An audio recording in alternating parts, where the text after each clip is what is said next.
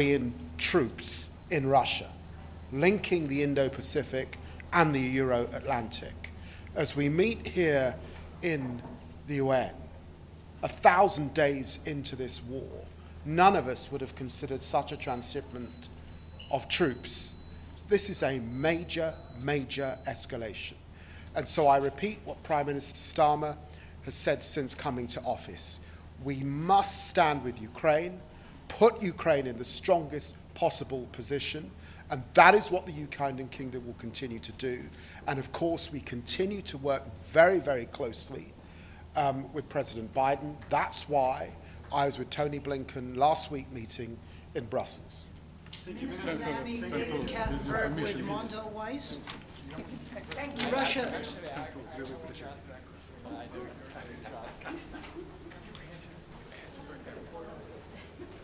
Universal question. No, wait, what? You're right.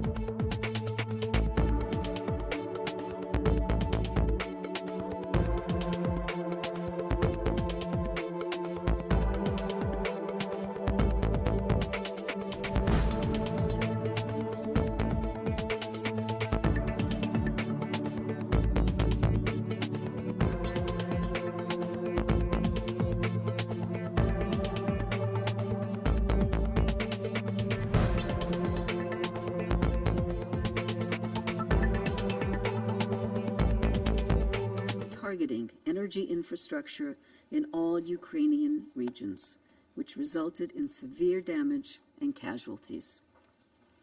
Last night, there were also media reports that Ukrainian forces would be given authorization to use long-range weapons supplied by partners for strikes within Russia. I want to be clear. All parties must ensure the safety and protection of civilians, regardless of their location. Across Ukraine, residential areas have increasingly come under attack. The people of Kiev are again being forced to take shelter from nightly drone and missile barrages. Critical civilian and energy infrastructure in Ukraine are systematically targeted and decimated, depriving many Ukrainians of access to basic needs. At least 580 medical facilities have been damaged or destroyed, with many first responders and medical personnel killed and injured. And at least 1,358 educational facilities have been damaged or destroyed. Ukraine has now become one of the world's most heavily mined places, with almost 1/4 of its territory contaminated with mines, an area 4 times the size of Switzerland. The environmental degradation caused by the war, including from the destruction of critical infrastructure, such as the Kakhovka Dam, has resulted in long-term consequences for local ecosystems as well as Ukraine's agriculture. Millions of traumatized people are dependent on life-saving humanitarian aid. Nearly 4 million remain internally displaced, and more than 6.8 million have fled the country. And in every conflict, women are disproportionately impacted by the economic and social consequences of the war. An entire generation of children is being deprived of proper education as attacks have driven schools online or underground in shelters. Meanwhile, human rights continue to be systematically violated. Mr. President, the Black Sea remains a flashpoint. Renewed Russian attacks on civilian vessels and port infrastructure, particularly in Odessa, are once again exacerbating global food security. I am determined to continue my engagement with all concerned to support the freedom and safety of navigation in the Black Sea. Mr. President, the targeted devastation of Ukraine's energy infrastructure may make the coming winter the harshest since the start of the war. It is not difficult to imagine how daily and prolonged power cuts aggravate living conditions, acutely affecting the more than 2 million people whose homes have been damaged or destroyed and those near the front lines. The UN remains fully mobilized to support Ukraine's reconstruction and recovery efforts. This includes critical support to enhance the resilience of the country's energy infrastructure. Our immediate focus is on the winter response plan, but without required resources, the most vulnerable will lack sufficient protection. Unimpeded humanitarian access is essential to reach some 1.5 million people in regions of Ukraine occupied by the Russian Federation. Those areas remain beyond our reach. At the same time, the operating environment for humanitarian actors has become more dangerous. This year so far, at least 9 humanitarian workers have been killed in the line of duty and more than 35 injured. This is unacceptable. Despite the international community's grave concerns, the risk of nuclear incident remains all too real, as military activities continue to be reported near Europe's largest nuclear power plant in Zaporizhia and other sensitive locations in the conflict zone. The consequences of such an event would be catastrophic and should make us all shudder. It is imperative for all parties to act responsibly to ensure nuclear safety and security. Mr. President, the recent reported deployment of thousands of troops from the Democratic People's Republic of Korea to the conflict zone and their involvement in the fighting is alarming. This would add fuel to the fire, further escalating and internationalizing this explosive conflict. There is little doubt that this war at the heart of Europe is a conflict with global implications. It undermines regional stability and deepens geopolitical divisions. It must end. Reversing the current dangerous path will require concerted diplomatic efforts and political will. It is high time for a just peace in line with the UN Charter, international law, and General Assembly resolutions.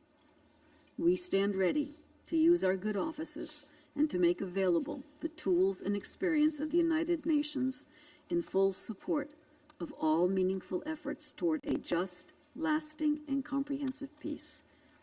Thank you, Mr. President. I thank Ms. DiCarlo for her briefing, and I shall now make a statement in my capacity as Secretary of State for Foreign, Commonwealth and Development Affairs of the United Kingdom. Thank you, Rosemary, again for your briefing. And thank you again, Andre, for joining us this afternoon. Here in this Council, 1,000 days into Putin's full-scale invasion, the UK is keeping the spotlight on Ukraine, not just for the security of the Ukrainian people or just for Europe's security, but for something much more fundamental, which every UN member should care about: the right to be a sovereign, independent country, free to choose its future, protect its borders, and stand up to aggression. Everyone on this Council should be familiar from the climate crisis with the concept of tipping points, the critical moment after which changes are irreversible. These exist in geopolitics as they do in science. And unless Putin fails, I believe we face one over Ukraine. Unless Putin fails, we could plunge into a world where the principles enshrined in the UN Charter will have lost their meaning. Unless Putin fails, others will be inspired to wage imperialist wars of conquest. Unless Putin fails, our faith in international law may never return. And unless Putin fails, each of our borders will be less safe. If anyone doubted Putin's intent this weekend's massive missile attack on Ukraine and its energy infrastructure should serve as a reminder. Putin wants to plunge Ukraine into darkness. For years, the Kremlin has tried to bully Ukraine into submission. Russian missiles have struck hospitals and grain ships destined for Africa. Russian troops have raped and tortured Ukrainian prisoners, and Russian police have abducted Ukrainian children for indoctrination in Russia. Like a desperate gambler, Putin has got all in on this illegal war. Putin has lost so many soldiers, 1,000 days into a war he thought he would win in days. He's now turning to North Korea for reinforcements and to Iran for ballistic missiles. These actions must be met with a firm response, and that's why today I can announce fresh sanctions on Iran Air and Islamic Republic of Iran shipping lines, a direct response to Iran's ballistic missile deliveries to Russia. We are using the full force of our sanctions to constrain the Kremlin's illegal actions, from their shadow fleet of oil tankers to suppliers to their war machine, from shady kleptocrats to mercenaries destabilizing the continent of Africa. And we are stepping up our support to put Putin in a position of strength with a new loan backed by profits from sanctioned Russian assets, part of a new G7 package of $50 billion in assistance, and a commitment to £3 billion in military aid for as long as it takes. Let me be crystal clear. There is no equivalence, no comparison, no parallel between those reckless states who support Russia's illegal aggression and those who stand with Ukraine in defence of its sovereignty. Council, the Kremlin wants to plunge Ukraine into darkness, but we must stand for the light of its freedom. Ukraine and its partners want peace in line with the UN Charter that brings us together today. But we know that Putin only responds to strength. To have a lasting peace, lasting security, we've got to stand as strong, as united, as patient, as determined as the Ukrainian people. And so I say that my message to Vladimir Putin is simple. We will never let up on countering Russian aggression at every turn. 1,000 days in, we stand for Ukraine. 1,000 days in, we still stand for international order. 1,000 days in, we still stand for the principles which the United Nations was founded upon. And 1,000 days in, we're ready to face down your aggression as the day you started this senseless war.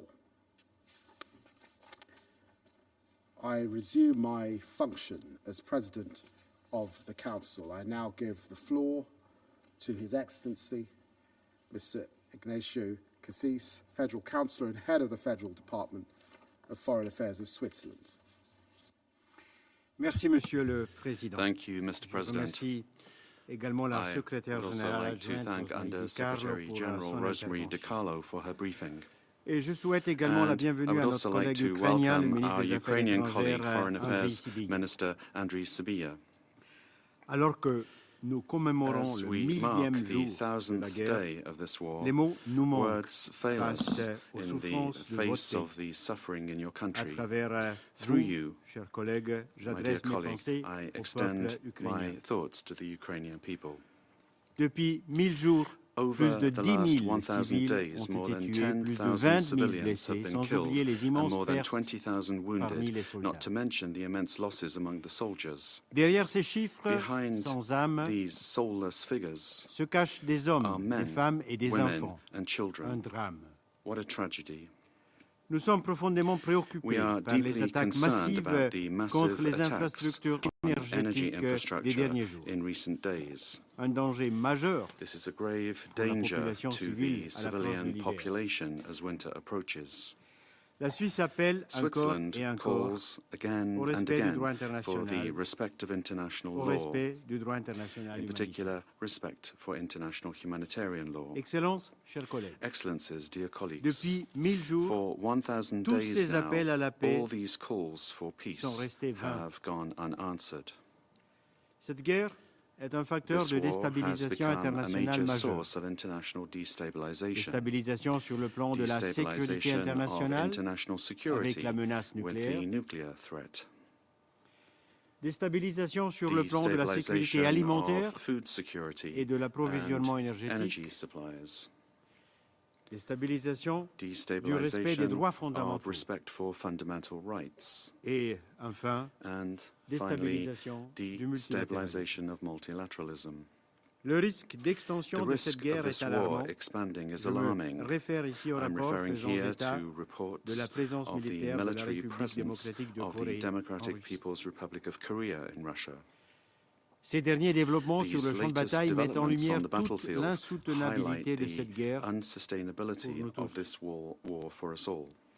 Monsieur le Mr. Président, Mesdames et President, Messieurs, ladies and gentlemen, il est temps que la Russie it mette is fin time à sa for guerre Russia contre to l'Ukraine, end its war against lancée en Ukraine, violation de la Charte launched des in Nations Unies. violation of the UN Charter. Après 1000 jours After de guerre, les 1,000 armes days of doivent war, se the taire. guns must fall Il est temps de trouver une silent. solution It is diplomatique. time to find a diplomatic solution. La souveraineté et l'intégrité territoriale de Ukraine's l'Ukraine à sovereignty and l'intérieur de ses territorial frontières integrity internationalement within its reconnues internationally doivent recognized être borders respectées. must be respected. Il y a 5 mois, nous étions 5 réunis en months Suisse, ago, we au gathered in Bürgenstock, Switzerland in pour parler Birkenstock pour la to première fois talk au for the plus haut first niveau time at the highest de paix level en Ukraine. about peace in Ukraine. Depuis, Nous Since avons then, poursuivi we ces have efforts continued these sans efforts relâche relentlessly, et nous continuerons à le and we faire will continue to do so jusqu'à une solution until such diplomatique. time as a diplomatic solution is found. Monsieur le Président, Mr. President, faire la paix demande du courage. making peace takes Je l'ai rappelé courage, devant ce as I Conseil en reminded septembre this dernier. Council last September. Faire la paix Making demande aussi peace de l'énergie. also requires energy. L'énergie de The poursuivre energy la voie to pursue diplomatique the malgré la diplomatic fatigue, path despite malgré la fatigue frustration, and despite en frustration, particulier des hommes et des femmes particularly for sur those place, men and aux women on portes the d'un ground troisième hiver de facing guerre. the prospect of a third winter of war. Le courage d'impliquer The toutes les courage to parties dans ce involve all dialogue, parties in y this compris la dialogue, Russie. including Russia. L'énergie d'appeler The encore energy et to encore call à again l'application and de la again Charte des Nations for the Unies application ainsi qu'au of the respect des UN conventions de Charter, Genève as well as respect for et the l'énergie d'être à Geneva la hauteur de Conventions notre and the humanité. energy to live up to our humanity. La Suisse soutiendra toutes Switzerland les will initiatives et support efforts de all paix, peace initiatives de paix and fondés efforts sur les principes that are de la based Charte on de the l'ONU. principles of the UN Charter.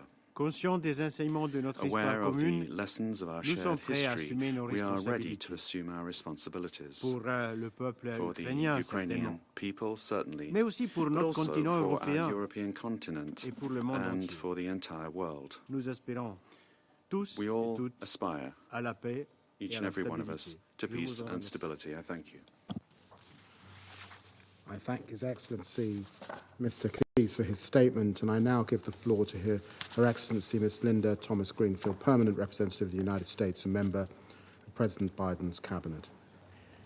Thank you very much, Foreign Minister Lamy, for bringing us together and chairing this important meeting. I thank Undersecretary General DiCarlo for sharing the Secretary General's statement and sobering briefing.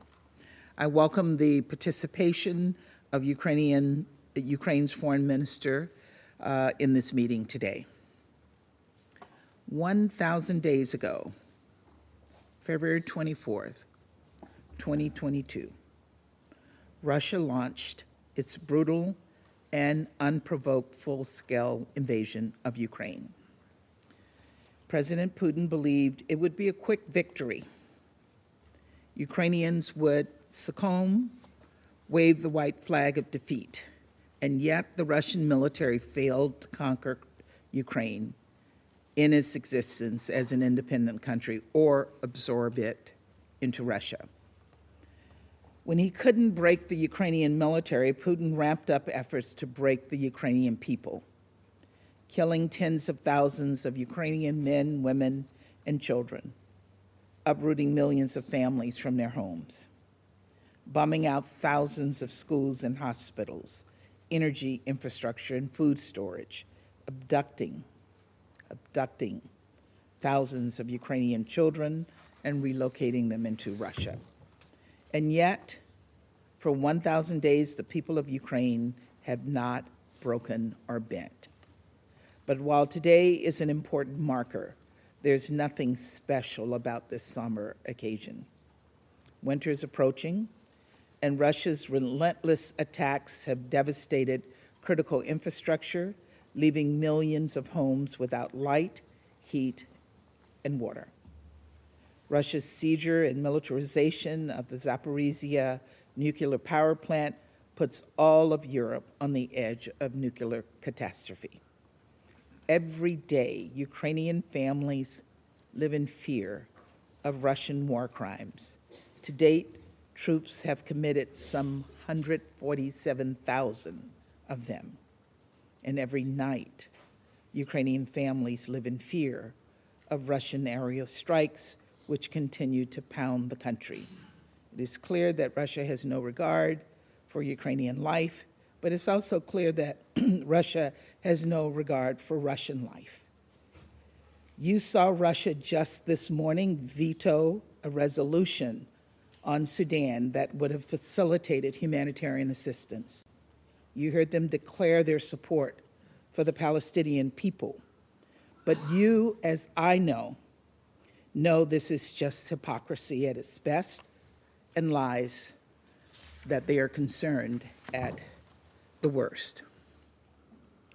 Hundreds of thousands of Russians have died fighting this cruel and callous war.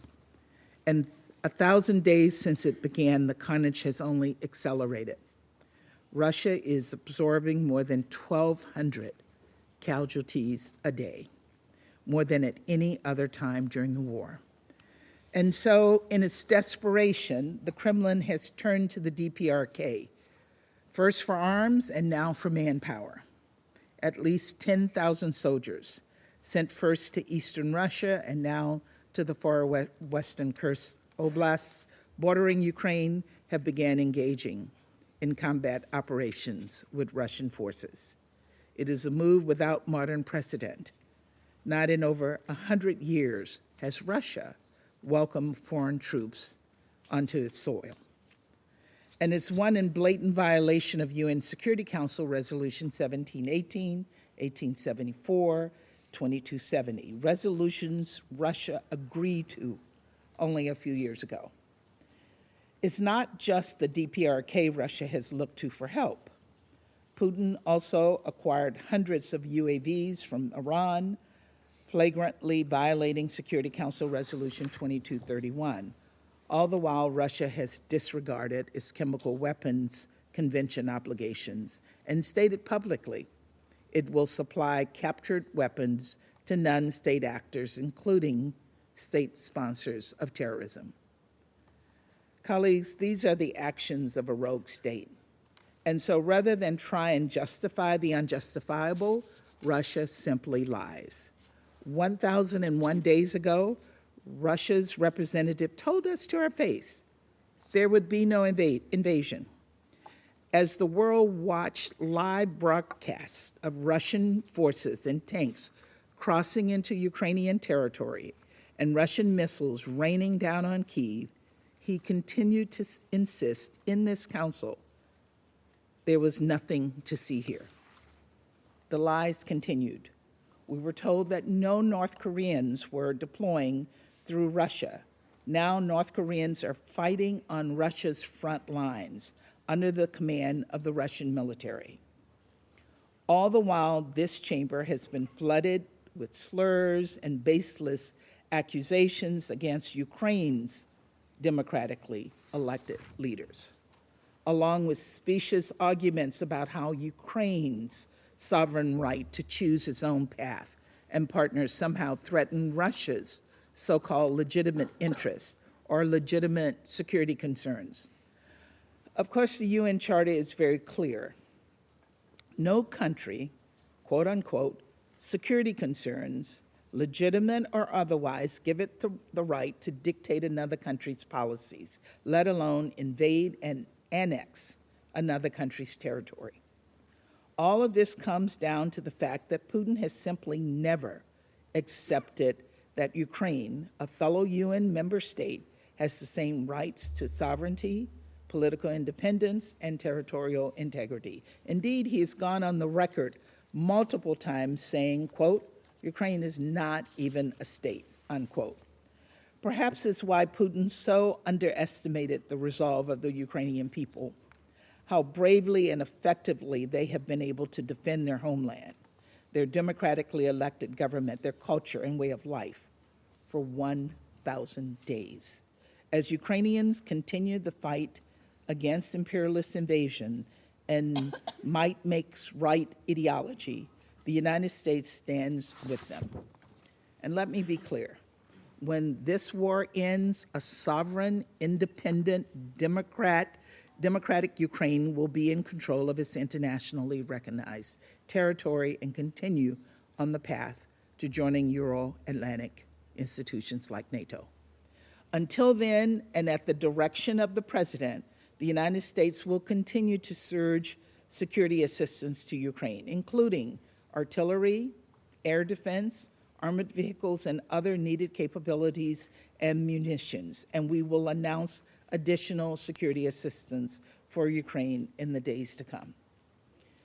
Because ultimately, supporting Ukraine in Congress and beyond it cannot be and should not be a partisan issue.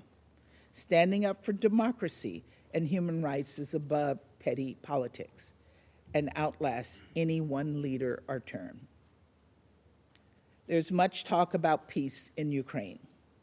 Believe me, we would love nothing more than to see the people of Ukraine experience the safety and security they so deserve. But a peace that is not just is not peace. A peace that is not sustainable is not peace. And a peace that is not Ukraine-led is not a true peace.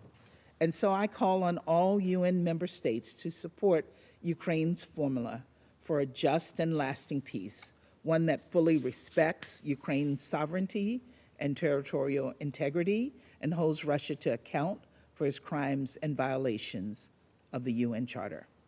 I again call on another permanent member of this council, China, to stop stoking war on the European continent, to end enabling Russia's war effort, to cease providing dual-use goods to Russia, and to quit parroting Russian talking points to justify this war, because there is no justification. Most of all, I call on Russia to end its aggression against Ukraine and now. In the support to countries like Iran and the DPRK, support that foments instability not only in Europe, but everywhere from the Middle East to the Indo-Pacific, in the assault on food security around the world, and especially in the Sahel, where millions of hungry people rely on the Black Sea Grain Initiative for sustenance, and in the needless suffering of Ukrainian and Russian people who have endured the unimaginable for 1,000 days. Let this misery, this madness, not continue, not one day more. Thank you, Mr. President. Well, I thank Her Excellency, Ms. Thomas Greenfield, for her excellent statement. I now give the floor to His Excellency, Mr. Fuji Hisayuki, State Minister for Foreign Affairs of Japan. Thank you, Mr. President. I thank Secretary Lamy for organizing this meeting. I would also like to thank USG DiCarlo for her comprehensive briefing. It has been 1,000 days since Russia began its aggression against the sovereign nation of Ukraine. To the people of Ukraine who have been defending their country for these 1,000 days, we express our deepest respect and unwavering solidarity. Last Saturday, Minister for Foreign Affairs Iwaya visited Ukraine and directly expressed to Minister Shibiha Japan's intention to cooperate with Ukraine to achieve a just and lasting peace in Ukraine, and stated that our steadfast commitment to stand with Ukraine remained unchanged. Mr. President, we are appalled by the massive and widespread missile barrage on Ukraine over the past week, which caused the casualties of innocent civilians. We will continue to condemn in the strongest terms Russia's illegal aggression, which has caused unimaginable human rights violations and abuses in the territory of Ukraine, in addition to the ongoing brutal attacks destroying critical civilian infrastructure. We repeat, Russia must immediately cease this aggression, withdraw from Ukraine, and respect Ukraine's independence, sovereignty, and territorial integrity within its internationally recognized borders. Mr. President, Russia continues its aggression against Ukraine with not only its own arsenal, but also weapons supplied by North Korea. violating the relevant Security Council resolutions which Russia had itself agreed upon.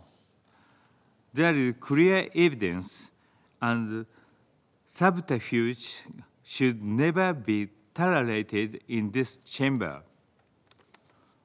The situation now enters another dimension as North Korea's soldiers have been dispatched to Russia and they are now engaged in combat against Ukraine. Such involvement in Russia's unprovoked war of aggression against Ukraine constitutes a clear violation of international law, including the UN Charter. North Korea's direct support for Russia in this regard has serious potential consequences for European and Indo-Pacific peace and security. Ukraine today may be East Asia tomorrow. We condemn in the strongest terms this unlawful, unjustified, and unacceptable military cooperation between Russia and North Korea. We also reiterate our deep concern about military cooperation between Iran and Russia. The international community must refrain from supporting Russia's aggression directly or indirectly. Mr. President, the importance of diplomacy and dialogue for peace is indisputable. However, it should be crystal clear that Ukraine is not the one who is waging this war. Ukraine was forced to fight to defend itself. It is Russia that launched an unprovoked war of aggression. Once Russia stops its aggression and withdraws to the internationally recognized border, it will end immediately. What is needed now is not a call for peace that ignores Ukraine's sovereignty and territorial integrity, nor a demand for both sides to be escalated in an equal manner, which only rewards the aggressor. The question is whether to uphold or disregard the principles of the UN Charter. It cannot be clearer who violates the Charter. We must uphold the international order based on the rule of law and never tolerate violation of international law. Japan will continue its diplomatic efforts together with Ukraine and the international community to achieve a comprehensive, just, and lasting peace in Ukraine based on the purposes and principles of the UN Charter. Mr. President, Japan is committed to and will continue its long-term efforts to rebuild the lives of the Ukrainian people and the entire country. We have already pledged over $12 billion in support of Ukraine in the areas of humanitarian assistance, recovery, reconstruction, and finance, which are steadily being implemented. We will continue to provide support, including in the areas of energy supplies and landmine removal. To conclude, Mr. President, we emphasize that any unilateral attempt to change the status quo by force is unacceptable anywhere in the world. Japan stands firmly with Ukraine until peace and justice prevail. I thank you. I thank His Excellency Mr. Fuji for his statement. I now give the floor to His Excellency Mr. Marko Stučić, Deputy Minister for Foreign and European Affairs of Slovenia. Thank you very much, Minister, for organizing this briefing. I would also like to thank Under-Secretary General Di Carlo, delivering the statement on behalf of UN Secretary General. And I would also like to warmly welcome Ukrainian Foreign Minister Sybiha at this meeting. Tomorrow will mark 1,000 days of war in Ukraine, 1,000 days of death, destruction, and displacement, but also 1,000 days of inaction of this very council. I have just returned from Kiev, and while being humbled by Ukraine's perseverance and determination, I'm also deeply disturbed by the dire situation that the civilian population is facing as the country enters the third winter of this war of aggression. Just in terms of the toll on human lives, these 1,000 days have been catastrophic. Last week, I have also visited Bucha, one of many sites where mass graves were found in the first months of the war in Ukraine.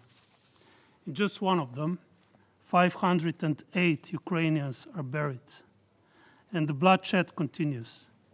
It is estimated that in the first half of this year, 3 times as many people died in Ukraine as there were born. The number of civilian casualties is at its highest in the last 2 years. This gloomy picture is only about to get worse as Ukrainians brace themselves for the winter. Just yesterday, Russia launched its largest aerial attack on Ukraine in months, hitting energy infrastructure across the country with more than 200 drones and missiles. Continuous deliberate attacks against energy infrastructure are not just military tactics. They are, first and foremost, attacks on civilians, taking away their lives, cutting off their heating, breaking their spirits. These attacks are a despicable violation of international humanitarian law. Mr. President, for 1,000 days we have been discussing the casualties of the war, and each time our deliberations were followed by silence and impunity. With each day of inaction by this Council, the integrity of international law, including the Charter, was diminished. A lot is at stake with this war. It is more important than ever that the Council members condemn aggression, that we demand respect for international humanitarian and human rights law, and that we make it clear to the perpetrators of war crimes that they will not get away with it and will be held accountable. A single day of war is one too many.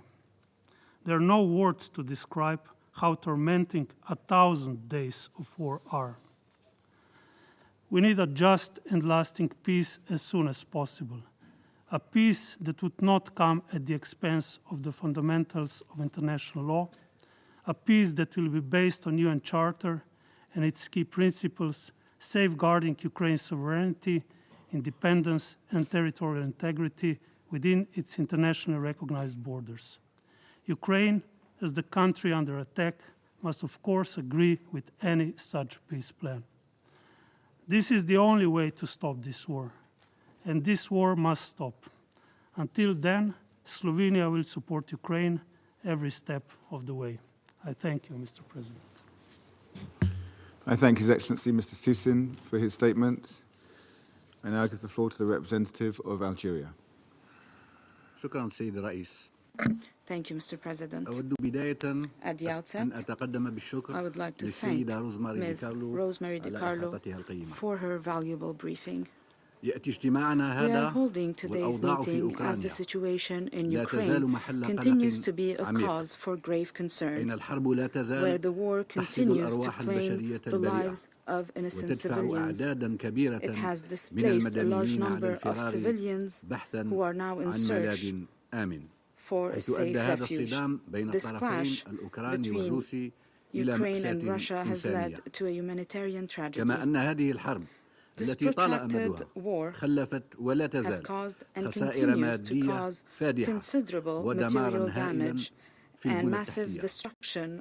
والذي يثير قلقنا أيضا هو أننا نكاد نكون سلمنا بحتمية الأمر في ظل غياب أي تغير في الأوضاع على الميدان، وبالرغم من تعدد المبادرات الفردية منها والدولية لتقريب المواقف ووجهات النظر.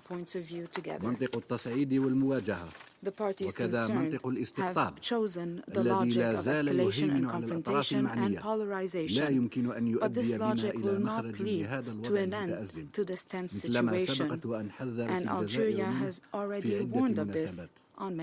كما لا تزال بلادي تدعو إلى مواصلة الجهود لإعلاء صوت الحوار ضد لغة السلام والحرب، إيمانا منا أن الحل لا يمكن أن تتجلى مظاهره إلا من خلال الحوار والطرق السلمية، حيث أن هذا الحوار يكون مبنيا على 3 نقاط أساسية. أولا، ضرورة وقف الأعمال العدائية وحماية المدنيين. ثانيا، الانصياع إلى مبادئ ومقاصد ميثاق الأمم المتحدة وقواعد القانون الدولي التي نتفق كلنا على سموها وطابعها العادل. ثالثا، معالجة الأسباب الجذرية للنزاع والأخذ بعين الاعتبار للانشغالات الأمنية لكل الأطراف. سيد الرئيس، أصبح من الضروري أن نعمل سويا لضمان حل دائم لهذا النزاع الذي لم تقتصر تداعياته على المنطقة فحسب، بل توسعت لتثقل كاهل العالم بأكمله، خاصة الدول النامية. ومن هذا المنطلق تظل الجزائر مستعدة للمشاركة البناءة في الجهود لخلق أرضية صلبة لتسهيل الحوار بين الأطراف وبهدف تعزيز المشاورات على مختلف المستويات ومع كافة الأطراف ودعم الجهود الرامية إلى إرساء سلام عادل ودائم. وتبقى الجزائر مستعدة لتقديم الدعم اللازم لتغليب لغة السلام واستتباب الأمن في المنطقة. وشكرا. I thank the representative of Algeria for their statement, and I give the floor to the representative of Sierra Leone. Thank you, Mr. President.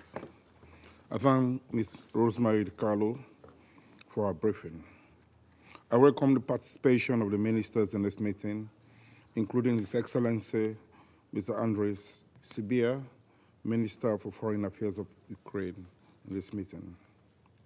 Sierra Leone remains deeply concerned about the escalating security and the deteriorating humanitarian situation in Ukraine, which has persisted for 1,000 days. In recent months, the conflict has escalated drastically, and the battlefield has expanded with intensified offensive operations by both Ukraine and the Russian Federation. With almost 2 years and 9 months of brutal conflict, Sierra Leone regrettably takes note of recent escalatory conduct of intensive large-scale drone attacks on Ukraine, and news reports that restrictions on the use of long-range missiles to strike targets inside Russian territory have been lifted. This follows recent intelligence and open-source reports that troops of the People's Republic of Korea, DPRK, are now engaged in combat in the Kursk region of the Russian Federation. The reports, if confirmed, mark a dangerous escalation of the conflict and have the potential to dramatically increase in scope, with severe attendant risk and broader destabilizing impacts on regional and international peace and security. The inability of the Security Council to act further puts at risk its credibility and dependability to maintain and also address threats to international peace and security. Colleagues, given the regrettable, devastating impact of the conflict, let us remind ourselves of the worrying trend of civilian casualties for just the past 4 months.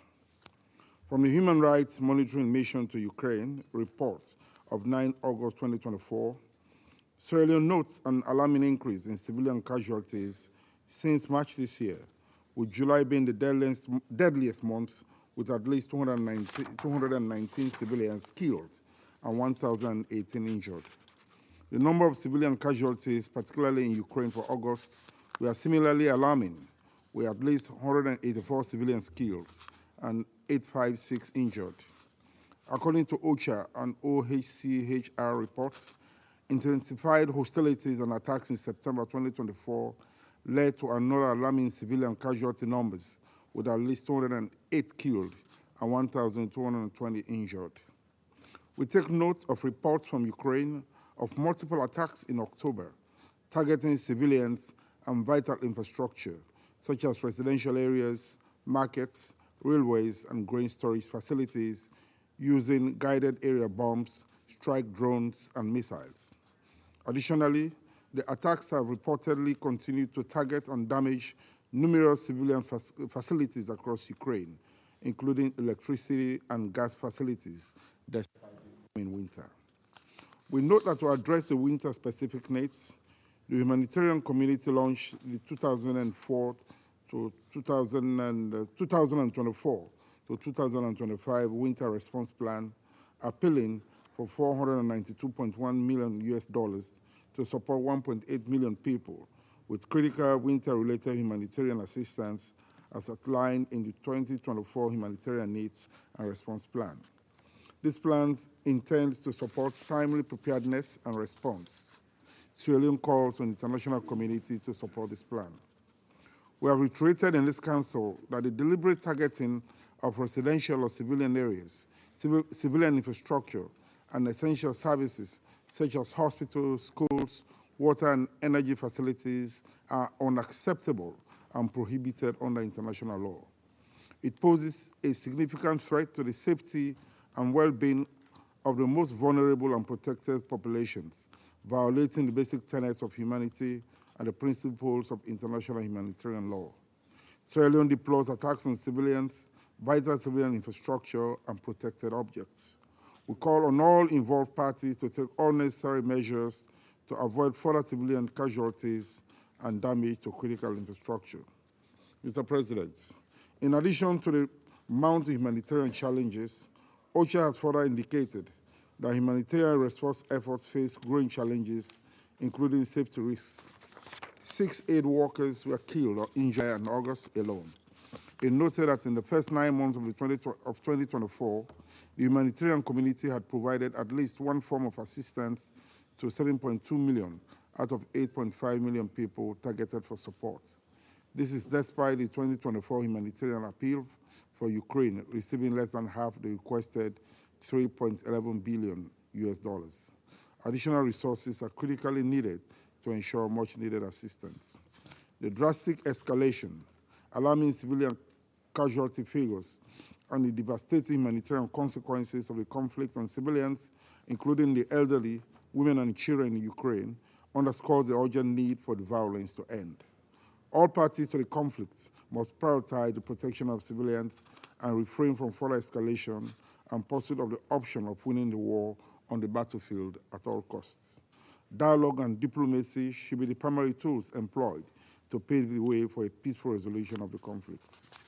Mr. President, as Sierra Leone is deeply concerned about the seeming strategic approach to annexed territories, we take the opportunity to reiterate the UN Secretary General's instructive statement of 29 September 2022, in which he recalled that any annexation of a state's territory by another state resulting from the threat or use of force is a violation of the principles of the UN Charter and international law.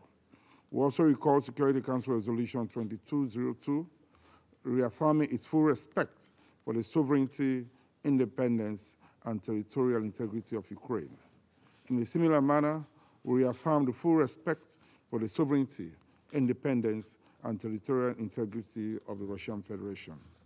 Let me close by urging all parties to prioritize the protection of civilians and critical infrastructure, including hospitals, schools, and energy infrastructure, to ensure essential services for the well-being and stability of civilians. Peace is made not between friends, but between parties in a state of disagreement.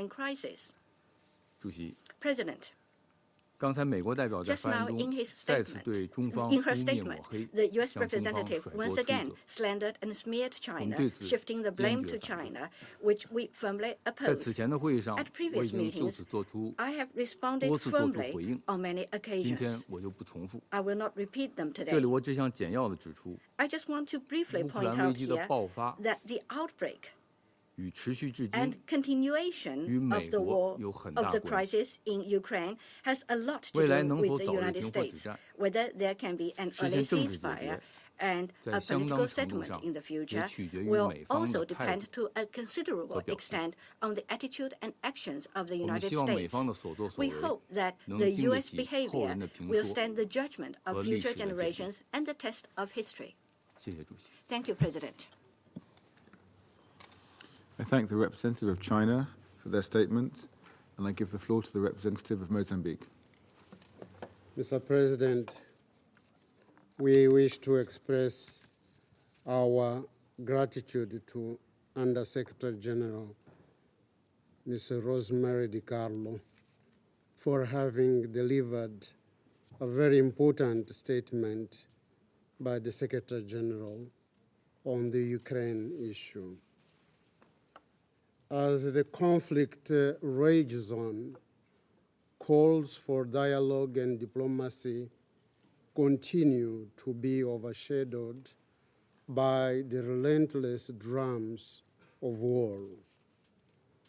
This conflict, pitting two sister and neighboring nations, one against the other, has pushed the very fabric of our international architecture for peace and security to its limits. Now, in a phase of a protracted attrition and exhaustion, the conflict has inflicted unimaginable suffering on the people of Ukraine, deepening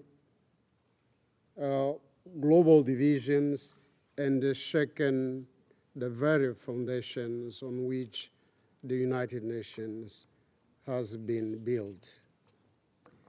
Moreover, the conflict has widened rifts between nations, eroded trust in international cooperation, and introduced grave risks to an already fragile global order, including the looming specter of nuclear threat.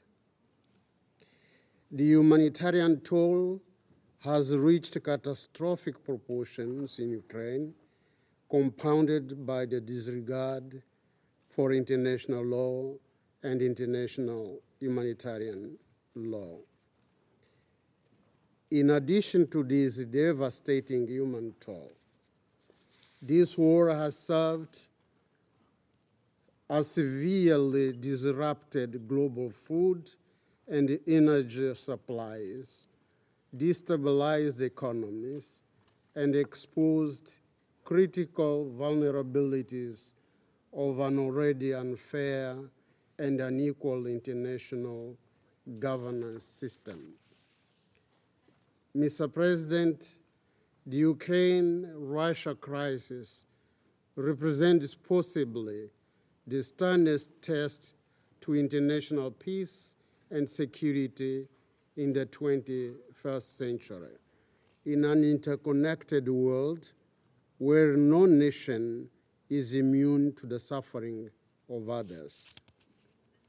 In its aftermath, the landscape of global diplomacy has been profoundly tested.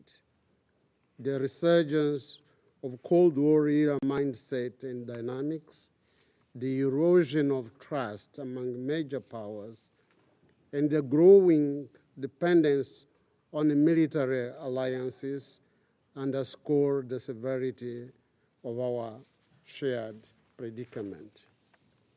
We regret to note that this is totally in contrast with the spirit and understandings that led to the end of Cold War that we witnessed in the 90s, about 30 years ago.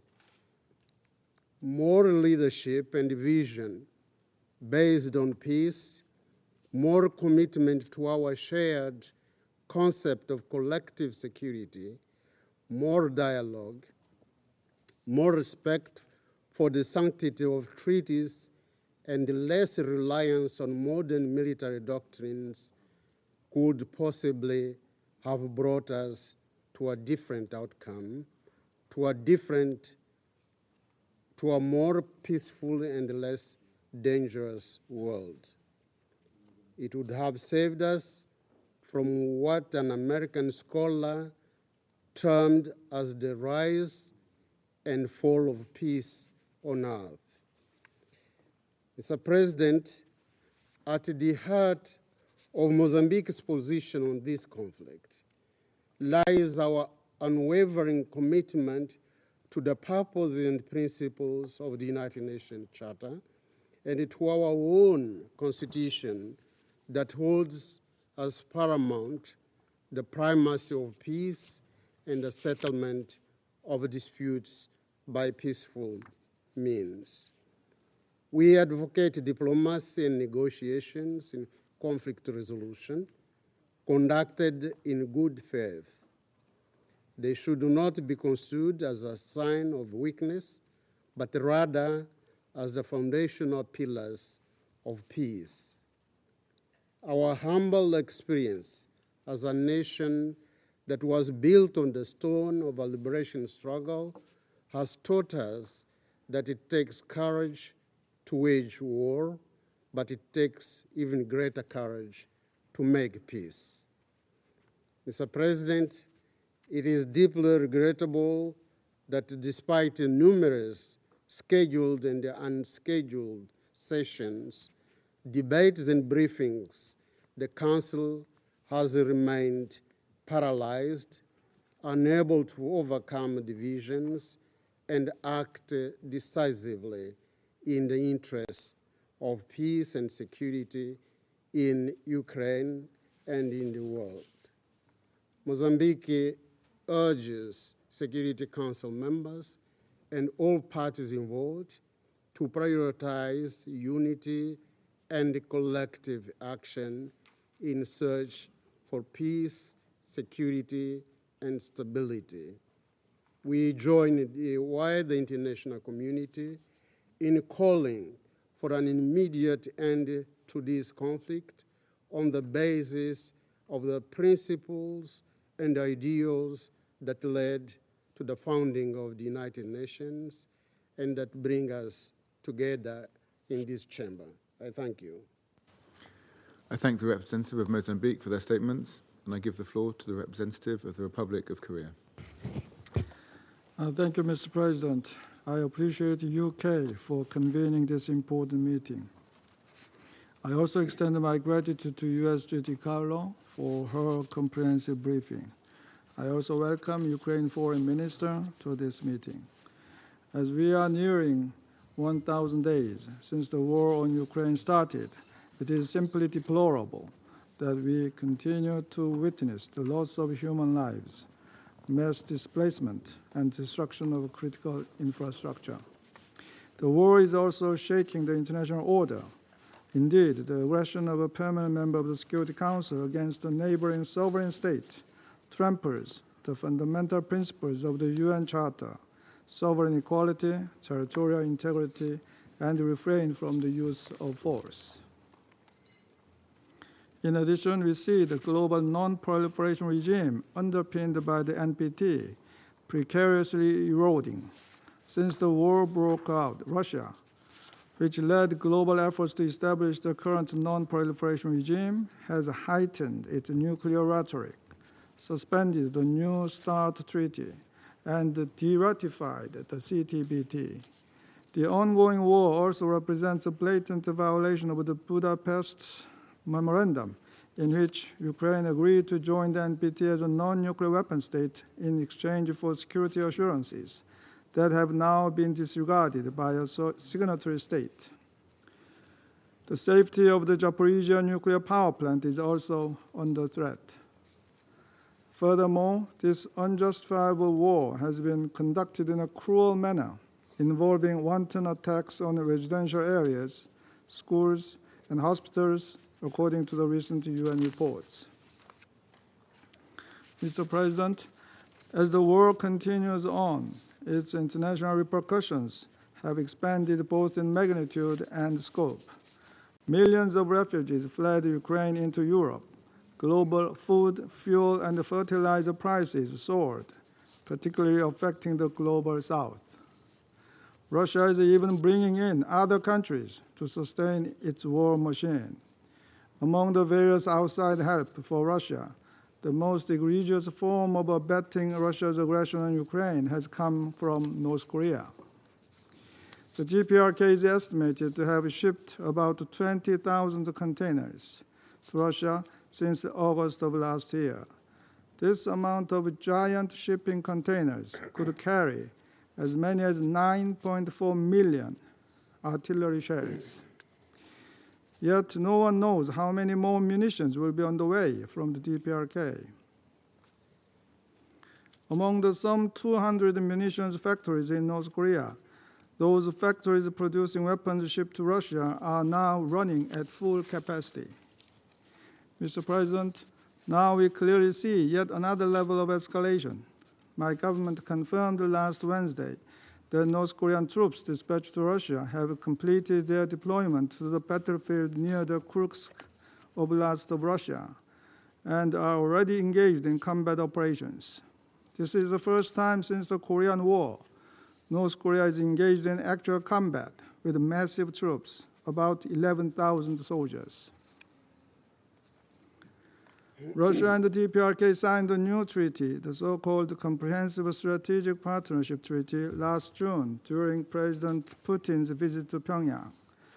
This follows a 29-year-long hiatus since Russia renounced its 1961 Mutual Military Assistance Treaty with North Korea.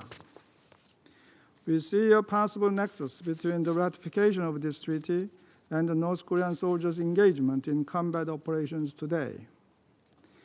Contrary to Russia's claim that their military cooperation should not worry anyone, as it is not directed against third countries, it does concern everybody, as it clearly infringes upon the sovereignty and the territorial integrity of a state, and it directly affects many other countries in both Europe and Northeast Asia. This demonstrates how the security of Europe is linked to that of East Asia. Dear colleagues, what is even more troubling is that this movement may only be the beginning. You may be surprised to learn that the DPRK has a larger amount of military troops, well over 1 million, than Russia. North Korea is a militarized garrison state. Men are required to serve in the military for 10 years, and women for 7 years. Their mandatory military service is more like enslavement, as the OHCHR's recent thematic report on DPRK's forced labor pointed out. Pyongyang has not disclosed the dispatch of its troops to Russia, to its own people. The DPRK even relocated family members of dispatched soldiers to special sites to isolate and prevent them from spreading rumors. And these soldiers are even being issued fake IDs to disguise themselves as Russians. This is more akin to mercenaries than regular state-level military intervention. Mr. President, we don't know exactly what kind of payoff the DPRK is actually receiving from Russia yet, but we are sure that Kim Jong-un will exploit Moscow's desperate position and obtain whatever Russia is willing to offer: fuel and energy, or high-end military technology for its nuclear and ballistic missile program. Against all these possibilities, the Republic of Korea will respond to this unlawful military cooperation, which threatens our national security, and will take corresponding measures commensurate to ensuing developments alongside our partners. Mr. President, as this war has dragged on for 1,000 days now, I would like to offer some points of reflection. As Korea has also experienced a long, brutal war. The Korean War from 1950 to 1953 saw even larger number of casualties during the armistice negotiations than during the preceding period war, as both sides fiercely fought to grab every inch of land before the armistice was signed. One of the major differences is that the battlefront of the Korean War during the armistice negotiations was more or less similar to the border of status quo antebellum.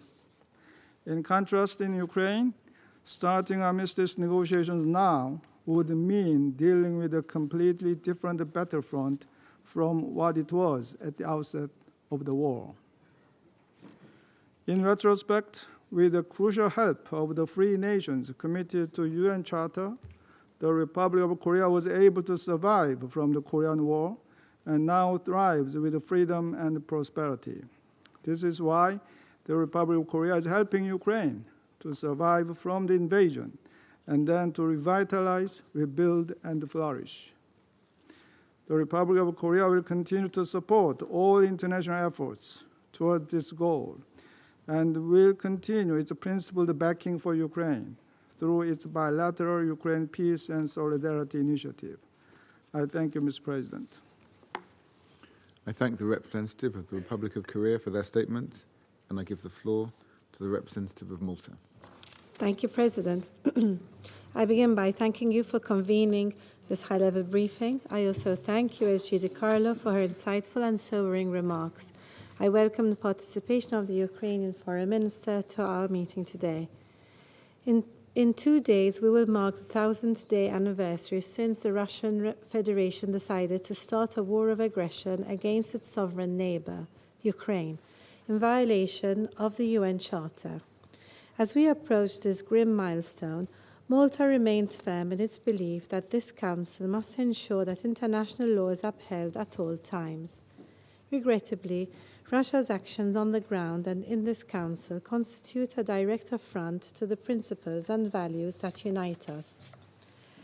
The unrelenting attacks on Ukrainian civilian infrastructure, in particular on energy infrastructure, which has direct impact on Ukraine's social and economic development and on preparations for the upcoming winter months, have to stop. This Council must reiterate, in no uncertain terms, its call on all parties to uphold IHL and the principles of distinction and proportionality. Malta also continues to call for full, safe and unfettered access for all humanitarian workers currently operating on the ground in Ukraine. Just last Saturday, the Russian Federation launched a massive missile and drone attack on Ukraine, targeting multiple targets with a focus on energy infrastructure. People were killed and injured, and the country suffered significant damage to its energy plants, which led to blackouts and countrywide restrictions.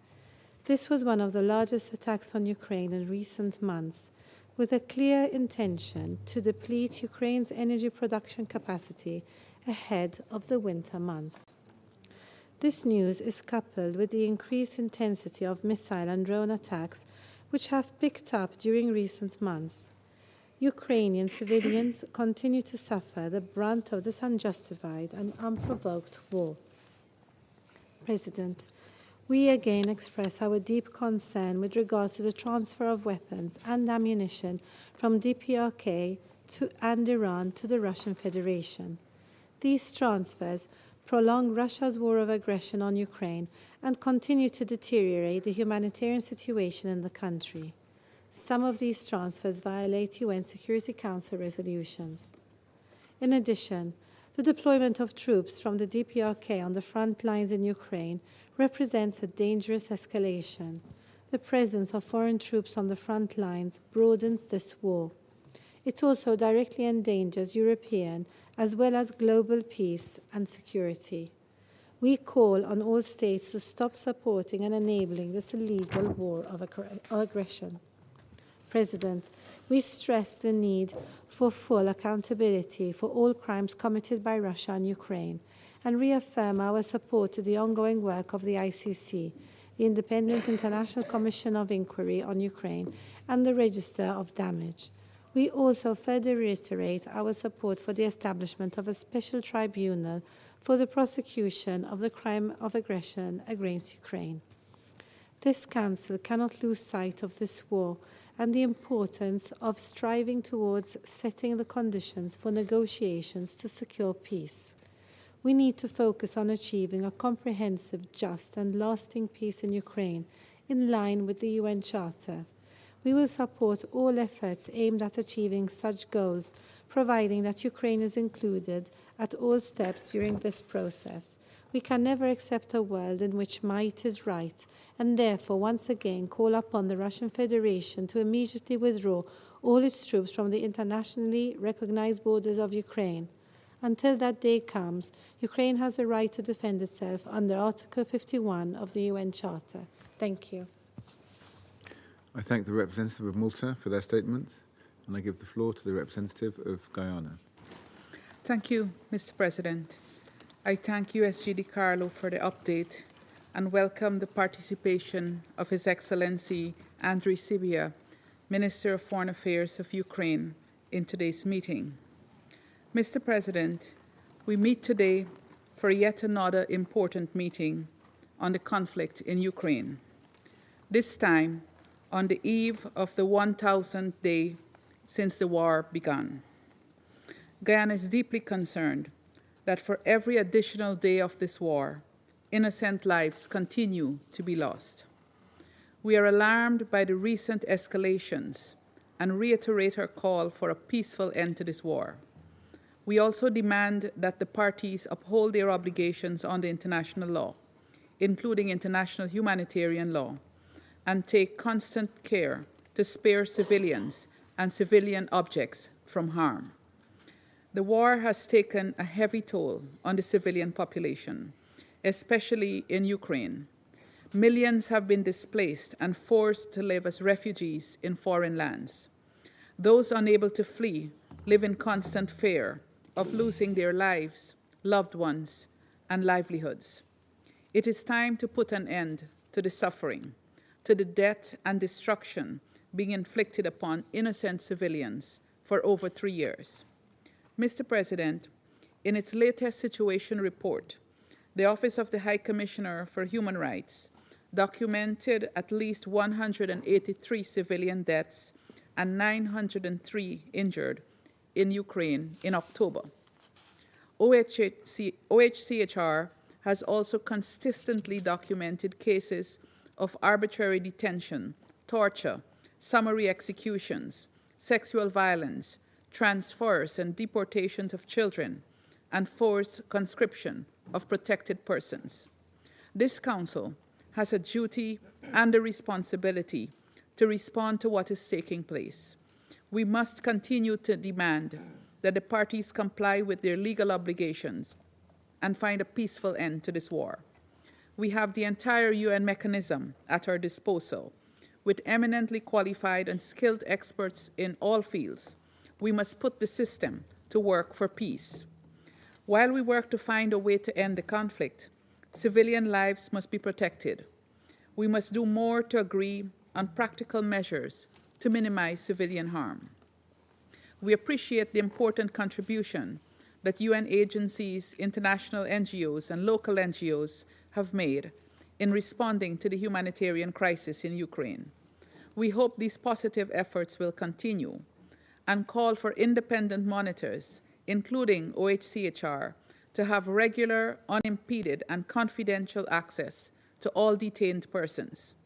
We further call for continued international support for the victims of this war, inclusive of medical, psychological, and legal support, with particular attention to children and survivors of sexual violence. Guyana is encouraged by the momentum building in various capitals to advance peace initiatives and to ensure that children and prisoners of war are safely returned home. We remain hopeful that these initiatives will yield concrete results. Mr. President, it is without any doubt that the prolongation of this war poses increasingly grave risks and consequences for all concerned and for international peace and security. It has brought nothing but suffering and trauma for generations of Ukrainian and Russian citizens, not to mention its regional and international ramifications. Guyana reiterates its call for an immediate end to the hostilities. We also join the international community in reaffirming the purposes and principles of the United Nations Charter and in calling for full respect for Ukraine's sovereignty and territorial integrity. In this regard, we reiterate our call for the complete withdrawal of Russian military forces from the territory of Ukraine. Finally, we urge the parties to commit to a serious political and diplomatic process toward ending the conflict and the continued engagement of the United Nations, led by the Secretary General. We will continue to support all peace efforts. I thank you. I thank the representative of Guyana for their statements, and I give the floor to the representative of France. Mr. President, I thank Madame Di Carlo for her briefing. Tomorrow will mark 1,000 days since Russia launched its war against Ukraine, which is illegal, unjustifiable and brutal. 1,000 days since Russia decided to attack a sovereign state which did not threaten it, to annex territory in contempt for the United Nations Charter and its principles. For 1,000 days now, Russia has been leading this war of aggression by piling up violations of international humanitarian law and human rights law.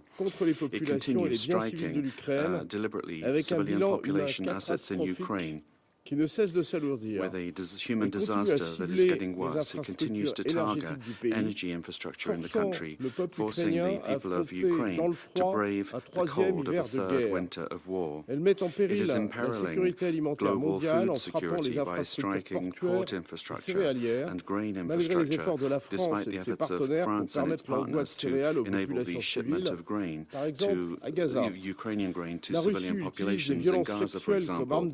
Russia is using sexual violence as a weapon of war, and it does not shy away from forced transfers and deportations of Ukrainian children. Those responsible for these crimes must be held to account.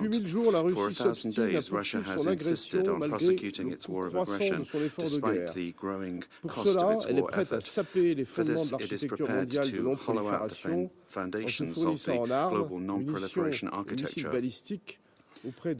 equipping itself with weapons, munitions, and ballistic missiles from Iran and North Korea, flouting statements of this council. The presence of North Korean soldiers on the Ukrainian front is another flagrant violation of international law and a serious escalation of the conflict. Mr. President, for 1,000 days, the people of Ukraine have been defending themselves with courage that deserves admiration. Since the first day of the war, France has chosen to stand alongside Ukraine. We provide Ukraine with the military and humanitarian support that it needs in order to fight for its independence and its territorial integrity. It must be free to choose its alliances and its future. The right of Ukraine to its legitimate defense includes the possibility of striking military targets involved in operations aimed at its territory in accordance with Article 51 of the Charter. Ukraine must be in a position to defend itself and to commit, when it so decides, to negotiations with a view to achieving just and lasting peace. There cannot be any viable peace if we allow the aggressor to impose its will by force. The fighting in Ukraine is a concern to all of us. It is an attack on the principles of the United Nations Charter, including sovereignty and territorial integrity. It is destabilizing the foundation of the international order of which we are the guarantors. It has been broadly condemned by the United Nations General Assembly. Allowing this war to achieve its goals is to risk to see everywhere the law of the jungle, the aggressive redrawing of borders, claims for spheres of influence in contempt for the sovereign equality of states. It is in no one's interest for such chaos to take hold. This is why we remain committed alongside Ukraine. We will continue to support the peace formula of President Zelensky, with regard to which France organized a conference on the nuclear safety and security in Paris on the 7th 17th of October last, we will continue to work for a just and lasting peace in accordance with the resolutions that the General Assembly has adopted by a very broad majority. I thank you. I thank the representative of France for their statement, and I give the floor to the representative of Ecuador. Gracias, Presidente. Thank you, President. Agradezco a la I would like to thank Under Secretary General por Rosemary el DiCarlo informe que ha for presentado the a nombre briefing del that Secretario she General gave on behalf of the Guterres. Secretary Saludo General la presencia Guterres. de altas And I autoridades welcome en the esta presence Cámara. of high-level representatives here in Millones the de room. personas continúan Millions of siendo people víctimas de continue este to be conflicto. victims of this No se conflict. detiene el There abandono is no forzado end de to the hogares forced por parte de abandonment miles of de homes familias. by Se thousands of multiplican families. cicatrices Scars and que more tardarán scars generaciones en sanar. will take La generations degradación to heal. ambiental es The todavía environmental inconmensurable. damage No just cesa cannot be la measured. devastación de There is viviendas, no de end to escuelas y the centros de devastation atención of médica, housing, así schools and como de medical infraestructuras facilities, as well as críticas, critical infrastructure, especialmente las del particularly sector in the energético. energy sector. La situación The humanitaria humanitarian pone en situation is riesgo a endangering millones de millions of personas, people lo que de cara who, al as invierno, winter produce approaches, desesperanza. are in despair. Aumentan las ofensivas y las olas de Offensives and ataques con waves of drones drone y and missile misiles attacks bajo el riesgo run the de risk of convertirse en becoming endémicas. endemic. Se intensifican las There has divisiones been an geopolíticas, intensification of afectando la geopolitical estabilidad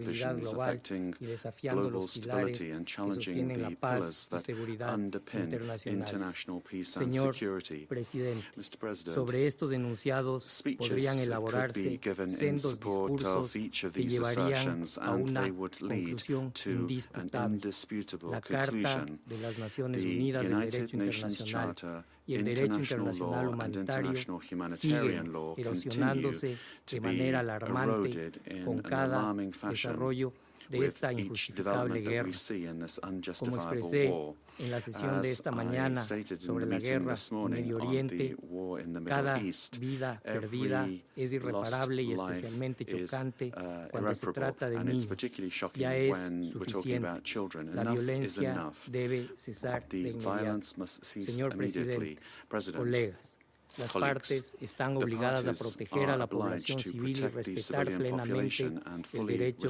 internacional humanitario. La ayuda humanitaria debe llegar sin obstáculos a quienes la necesitan, incluyendo los territorios ocupados. Los actores humanitarios deben poder operar con seguridad y sin restricciones. No podemos subestimar los riesgos que suponen una mayor escalada del conflicto y sus implicaciones para la seguridad internacional.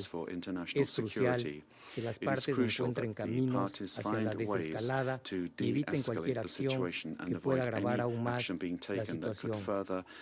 El respeto a la soberanía, la integridad territorial y la independencia política de los Estados no es negociable.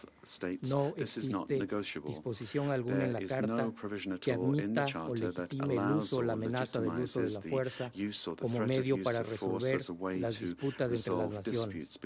A 1000 días de iniciada la agresión contra Ucrania y alrededor de un centenar de reuniones formales sobre la guerra en Ucrania, se conocen de manera meridiana las posiciones planteadas. Lo que corresponde ahora al Consejo es debatir sobre pasos concretos, responsables y valientes que contribuyan a detener el conflicto, así como valorar toda iniciativa de buena fe que favorezca este propósito compartido de la comunidad internacional.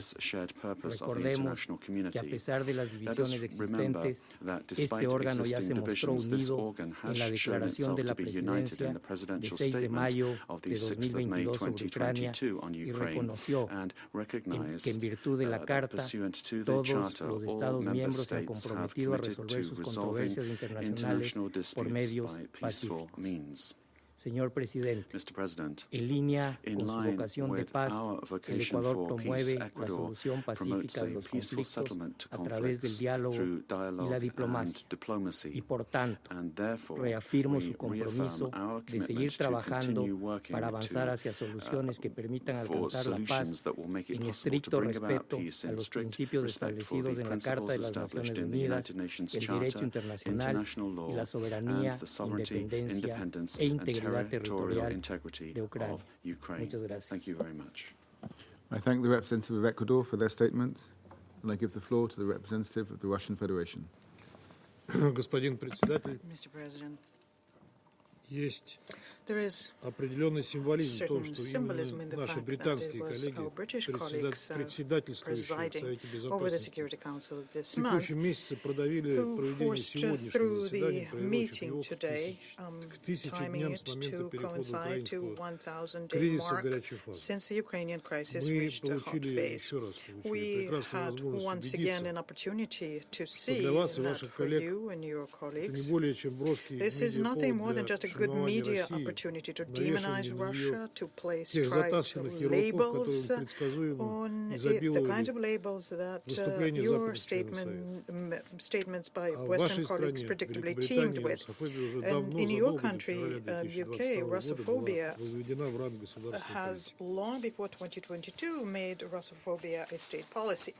Please allow me to remind you that whilst preparing to the meeting today, you missed yet another media opportunity, and it has a much more importance in the context of the Ukrainian crisis than the date you chose.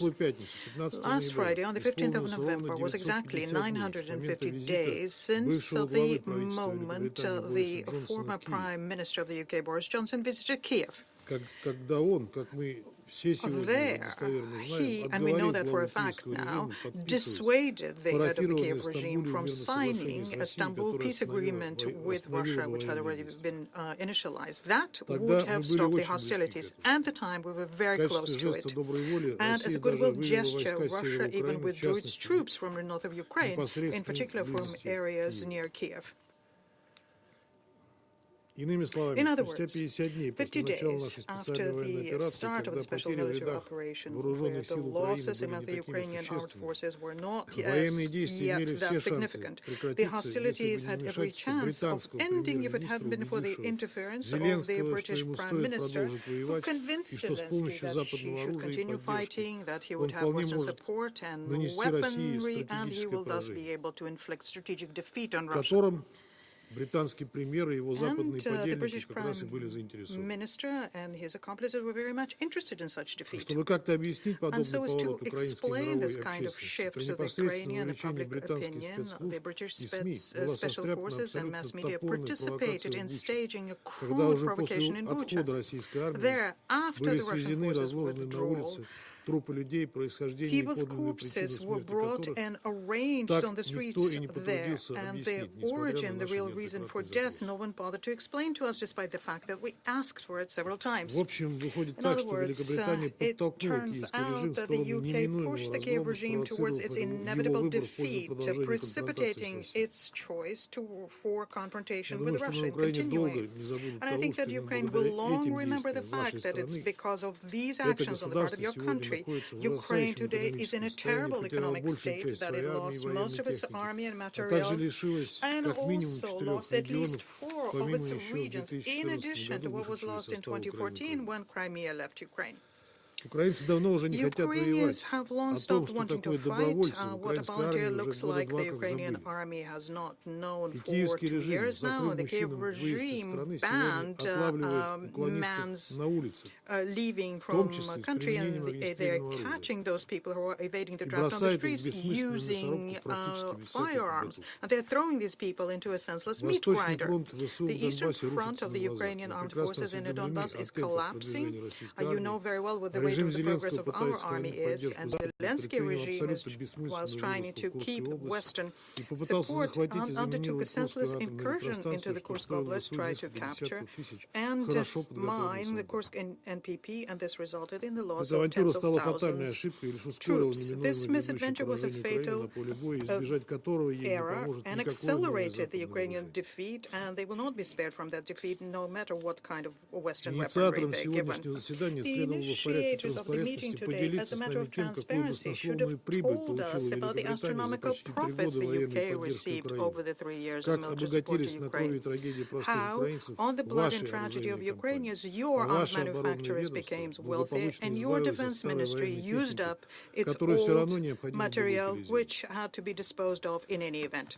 And also, it would have been good if you had told us about the corruption accompanying this, and the scale of that corruption, something we can only guess. The Ukrainian mass media themselves are saying that after Donald Trump's election victory, there was a panic amongst Ukrainian elite, and not because the United States can revise the assistance to Ukraine, but because the new administration would want to take a look at all of the monies that had been sent to Ukraine and conduct a full audit of the assistance already provided.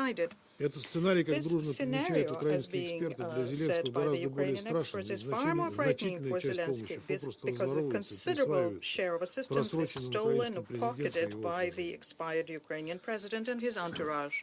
Take into account that the amount of just military assistance by the UK since 2022 are in the amount of $9.7 billion.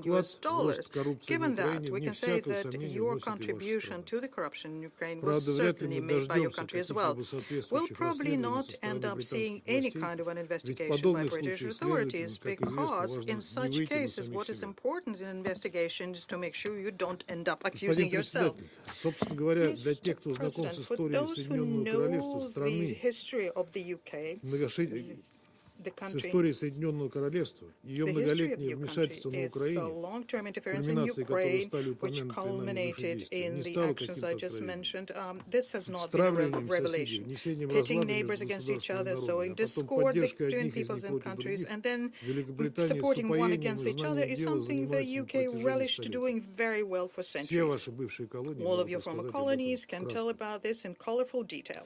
By the way, out of 193 UN member states, only 22 can boast that their territory has never been invaded by or fought with the Great Britain. And my country is not an exception here. Last such invasion was a British intervention following the revolution of 1917, when there were attempts to tear Russia apart by various predators and vultures. But we prevailed, we went through the hardship, grew stronger, and now are fighting another indirect intervention by the members of NATO who are fighting Russia in Ukraine, and this includes UK. This is how one views not only the continued pumping of the Kiev regime with weapons and intelligence, but also the presence of British instructors and mercenaries, hundreds of them already eliminated, and the attempts to bring to Ukraine by British specialists of UAV, missile and sea drone manufacturing. We understand that the UK in the 21st century also finds it very difficult to leave Ukraine and Russia alone because the DNA of those colonizers who wreaked havoc in Asia, Africa, in Europe for centuries are very well in you. We know that the British Empire brutally put down the resistance of its colonies in hundreds of years, used forced assimilation, racial discrimination, forgetting about human values and the rights of people. The peaceful citizens of colonized countries paid with their life and freedom for the imperial ambitions. Suffice it to recall the ethnic cleansing in Ireland, where out of 1.5 million people, only 850,000 were left after the British conquest. During the Second World War, at the turn of the 20th century, it was the English who first invented concentration camps. They drove civilians there to make sure they wouldn't help the Boer army. How many people perished there? Nobody knows, because the British didn't count the indigenous people as human and didn't document their losses amongst the Africans. We do know, though, that in Kenya, after the Mau Mau rebellion, there were mass prosecutions. 300,000 people died, 1.5 million put into camps and made into slaves. And in India, where during the period of British colonialism was done enormous damage, a famine was engineered as a result of which 15 to 29 million people died. The consequences of the actions of the former colonizers is something that can be felt in the world today. And even though colonial empires are a thing of the past, the old methods, pressure, manipulation, interference continue being used in new ways. Britain is not an exception here, it's rather a trendsetter. And today, through their phantom pains for the empire, over which the sun never used to set, longing for lost dominion, they're using together with their like-minded Franco-Saxon friends blackmail, sanctions, overthrows out of favor regimes through color revolutions, and one victim of such a revolution was Ukraine in 2014. And I'm saying all of this to show that there is no moral right to accuse or blame my country. It doesn't exist. When we set ourselves the goal of getting rid of the neo-nationalist and neo-Nazi hornet's nest in our borders, there's no such right. Until such time as the threat emanating from it, including the absorption of Ukraine by NATO, are not removed, until there's discrimination of Russian-speaking peoples because of their faith in history, until Ukraine continues whitewashing, glorifying Hitler's accomplices, until such time our special operation will continue. Its goals will be implemented in any event, diplomatically or militarily, regardless of whatever peace plans and schemes are being developed in the West in the interest of saving the entertainment actor Zelensky and his clique. And independently of the militarist agony of democratic administration, which has suffered a humiliating defeat in presidential election, lost the trust of most of its population, is now issuing, according to the mass media, suicidal permissions to Zelensky to use long-range weapons to strike inside Russia. Perhaps Joe Biden, for many reasons, has nothing left to lose, but we're astounded by the short-sightedness of the leadership of UK and France. They are eager to play into the hands of the exiting administration and are dragging not just their countries, but the entire Europe into large-scale escalation with drastic consequences. And that is what our former Western countries should think very hard about. Also, those who start thinking about freezing the front lines need to think about freezing the front lines along the Minsk agreements rejected by Ukraine and its Western mentors. Don't waste your time. We no longer have any confidence in that. We will only accept the kind of decision which will remove the root causes of the crisis and will not allow it to happen again. As for defeating Russia on the battlefield, I suggest that you abandon this idea. Europe has tried this several times, and the outcome of each such attempt is well known to you. I thank you. I note the statement from the representative of the Russian Federation. In my national capacity, I don't propose to dignify that statement with any kind of response, other than to note that it was a series of lies, misinformation, and deflection. I will allow Ukraine to speak for itself in terms of its own actions in this conflict. I now resume my function as President, and I give the floor to the representative of the United States who's asked for the floor. Thank you, Mr. President. I apologize for taking the floor, but I just need to respond very briefly to some comments that were made by the representative of the People's Republic of China. Let me just say very briefly that the U.S. will not ignore the support being given by China to Russia's military-industrial base. And we will continue, as I've said many times, to call out and condemn this support by China and others abetting Russia's illegal war of aggression against Ukraine, which, as we all know and shouldn't need to be reminded, is in blatant violation of the UN Charter. Countries cannot claim to support peace and Ukraine's sovereignty and territorial integrity while taking actions that undercut both. And my last point, just to respond to my Chinese colleagues' comments that the U.S. will be judged badly by history for in some way instigating this war against Ukraine. On the contrary, it will be China through its No Limits partnership with Russia as it carries out an illegal war of aggression against the Ukrainian people. That will be judged by history, and undoubtedly very badly. Thank you, Mr. President. I thank the representative of the United States for their statement. The representative of China has asked for the floor to make a further statement. I give them the floor. Thank you, President. 希望我的美国同事在发言前 I hope before speaking, my U.S. colleague will first get to understand the current situation. What is the current situation? That is, the call for peace is louder than the instigation for war. The call for unity and cooperation is louder than the instigation for division or confrontation. I hope my U.S. colleague will understand that deliberately expanding crisis and prolonging the war and using the opportunity to suppress other countries and promote one's geopolitical interests, such an attempt will not succeed. Thank you, President. I thank the representative of China for their statement. I now give the floor to His Excellency Mr. Andriy Sybiha, Minister for Foreign Affairs of Ukraine. Thanks a lot.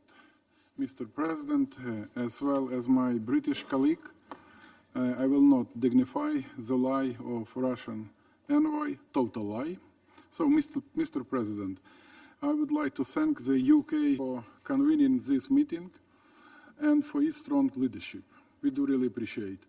As we mark 1,000 days of Russia's full-scale invasion, let's not forget that Russian aggression against Ukraine has already lasted over 10 years. I departed for this meeting during one of the largest air attacks in months. Russia launched over 200 drones and missiles at peaceful Ukrainian cities. I spent a sleepless night with my family, with my kids, just like thousands of Ukrainian families.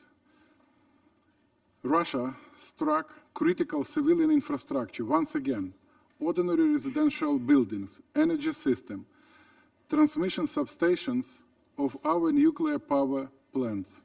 This is a direct threat to nuclear safety and security. In some cities like Odessa and Sumy, many people are without power and heating.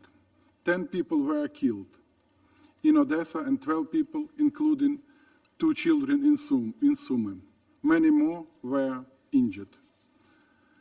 These strikes are Russia's response to everyone who recently called and visited Putin, asking him for peace.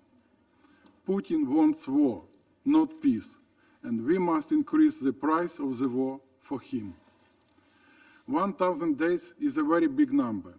On one hand, it proves Ukrainian bravery in the face of brutal Russian aggression, as well as the support of our partners, for which we are grateful. On the other hand, this number proves the failure of the international community, including this esteemed Council, to stop wars of aggression and atrocities. We must be honest, international mechanisms have failed. They are not working. We need to create new tools. We need to be principled and united to restore respect for the UN Charter. Mr. President, 1,000 days of resistance to a total war is an enormous price to pay for a nation that simply wants to be free and live a normal life. Today, I will speak about the price of the war. The price we Ukrainians are paying, the price people around the world are paying, and the price the aggressor must pay. But most importantly, I will speak about the price of appeasement. In other words, what the world will have to pay if it chooses appeasement instead of just peace. The price the world will have to pay if world leaders choose weakness instead of strength. The goal of achieving a comprehensive, just, and lasting peace is urgent. Whatever the price of achieving is now, the price of further failures will be much, much higher. By launching its invasion, Russia harmed many more countries and people than only Ukraine.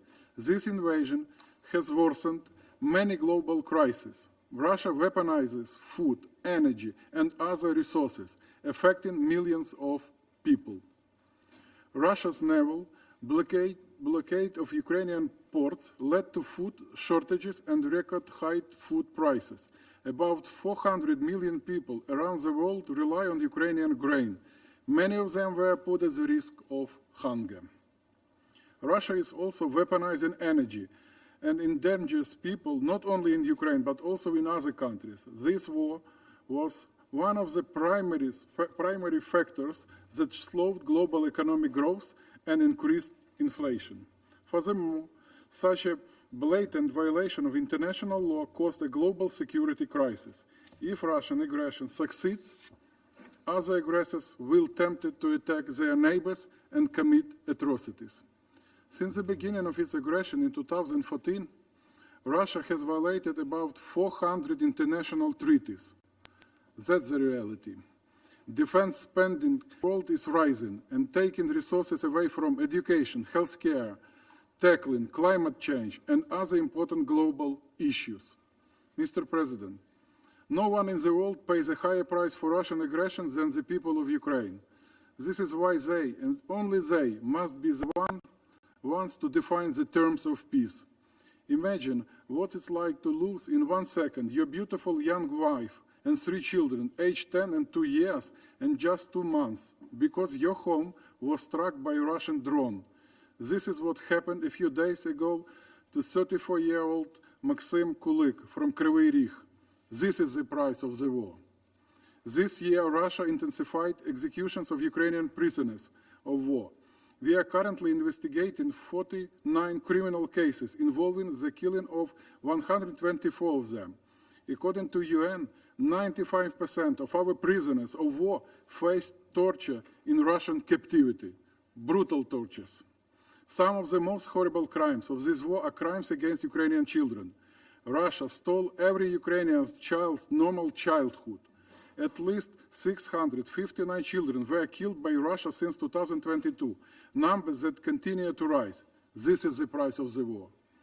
And let me be clear, for us in Ukraine, there is no difference where a child suffers. In Ukraine, the Middle East, Africa, Asia, Latin America, or other regions, no child in the world deserves to suffer from the war.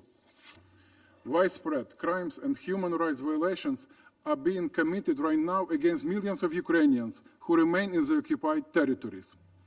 The forcible deportation of at least 20,000 Ukrainian children might be the largest state-run children kidnapping operation in history. Thousands of them remain in Russia. They are subjected to indoctrination, forced Russian citizenship, adoption of foster placement with Russian families, and even name changes. These actions by Russia violate the Genocide Convention, UN Convention on the Rights of the Child, and Fourth Geneva Convention.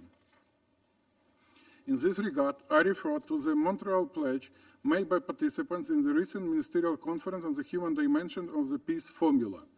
They pledged assistance for the return of children, and I urge everyone to join these noble efforts. Thousands of Ukrainian prisoners of war and civilian hostages are still held in Russian captivity without proper access of international monitors and medics. We remember all of our people, and we will not rest until we free all of them and return them home. The list of Russian atrocities committed in Ukraine proves that the current international tools are not working. We need new mechanisms to ensure accountability for the crime of aggression and all subsequent crimes. If this requires setting a precedent, let's set a precedent. If this requires amending the Rome Statute, let's amend it. We must act to restore international peace and security. Colleagues, the price of inaction or appeasement far exceeds the price of strong steps. If we allow Russia to continue aggression and go unpunished, this will create unacceptable risk for global security, nuclear safety, environment, migration, and other areas. Russia is now aligning itself with such rogue states as Iran and DPRK. This emerging axis is in an active phase and of undermining the global order. The involvement of regular Northern Korean troops marks a new level of escalation and global proliferation of war.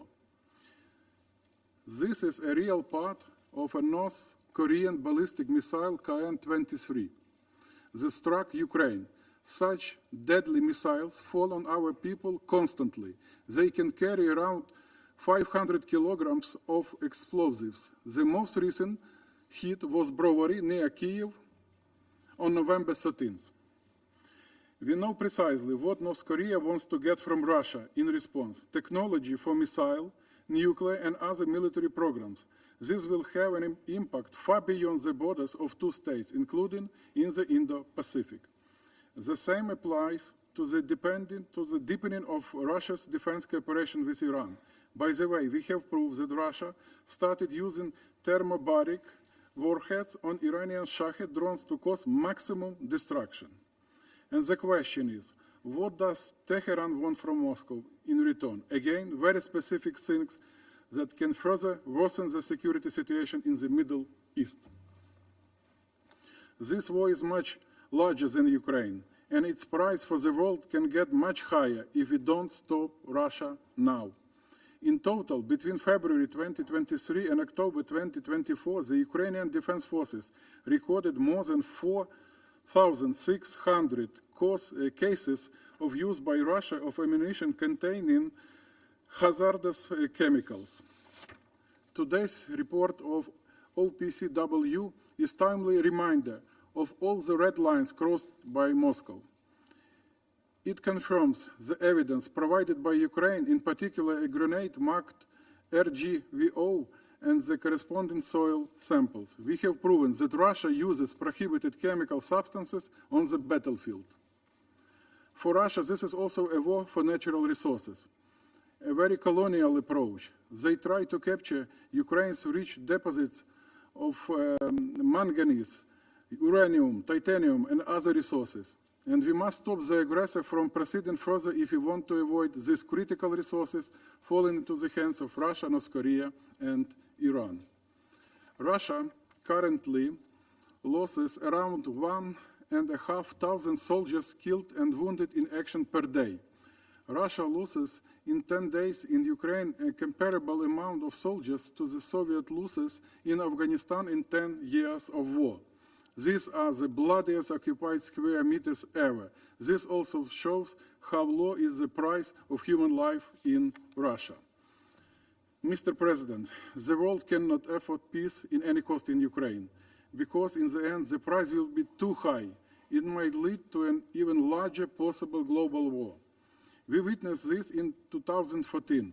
Then the prevailing argument among pieces was, Russia only wants Crimea, it will not go further. But it did, and the weak response did not deter Russia, it encouraged further violations.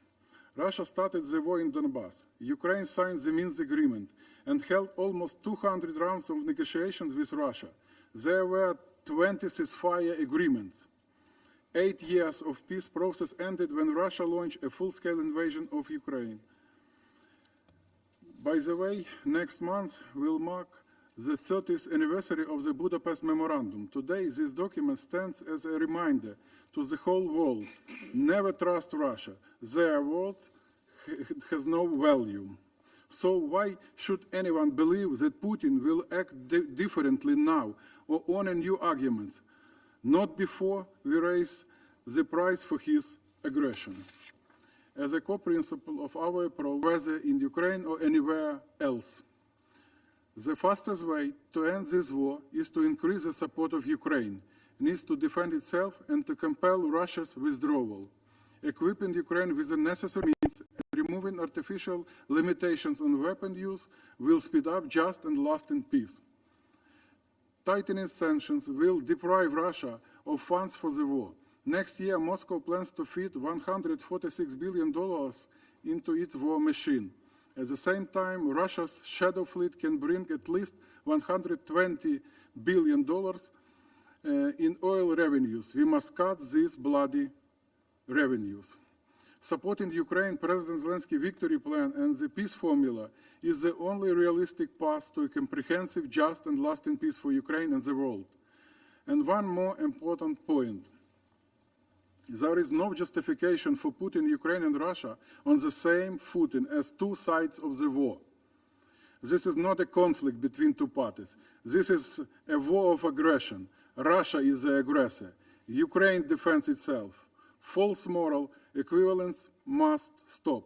Mr. President, let's realize the price we have already paid for this war, a war that no one wanted except Russia. Let's realize the price we will have to pay for appeasement.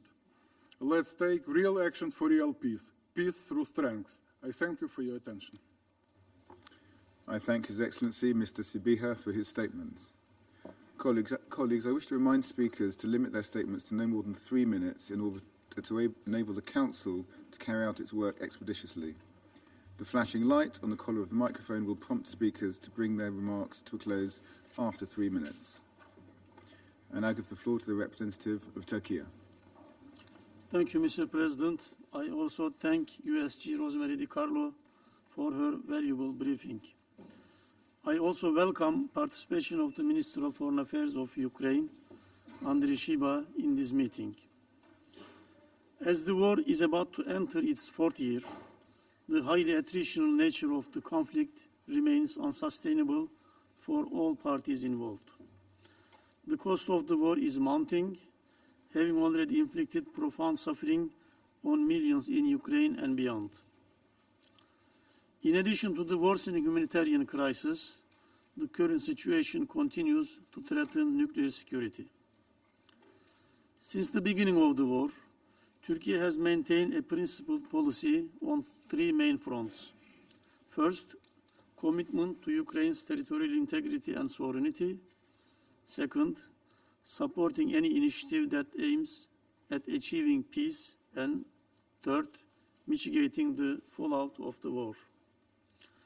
The risk of an uncontrolled escalation, posing a threat not only to Europe but to global stability, is still a possibility. This escalatory trend might reach to an unmanageable level with severe regional and global repercussions. Despite the risks involved, there is still no strategic vision on how to end this war. Both sides are still investing in a military victory. However, the world cannot afford a prolonged war in Ukraine.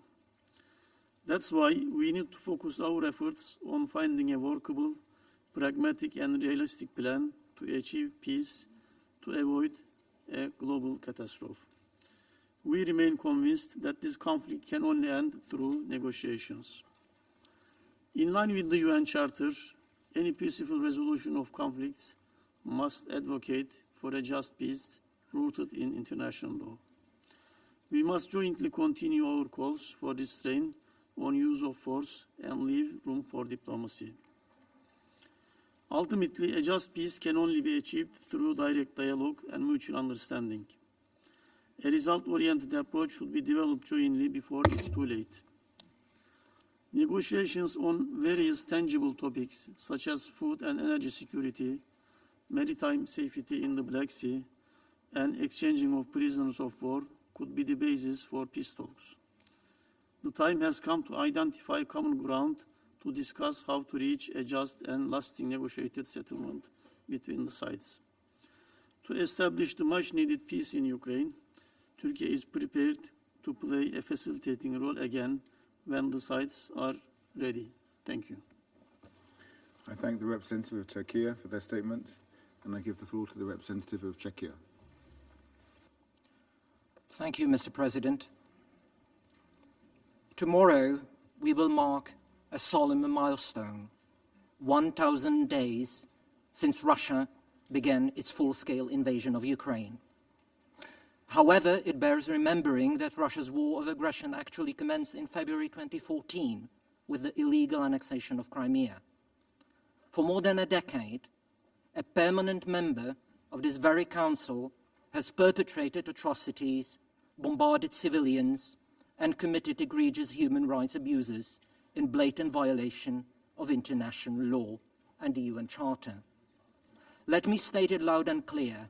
Russia continues to violate the basic principles of the UN Charter system, such as territorial integrity and national sovereignty, through its naked attempt at a land grab. Mr. President, Czechia is gravely alarmed by the recent escalation of the DPRK's direct involvement in this war of aggression. Not only is Pyongyang supplying ammunition and ballistic missiles to Russia, but it is now also deploying its troops in Russia to be used against Ukraine. Russia is brazenly violating the very Security Council resolutions for which it voted, undermining both the global non-proliferation regime and the authority of the UN Security Council.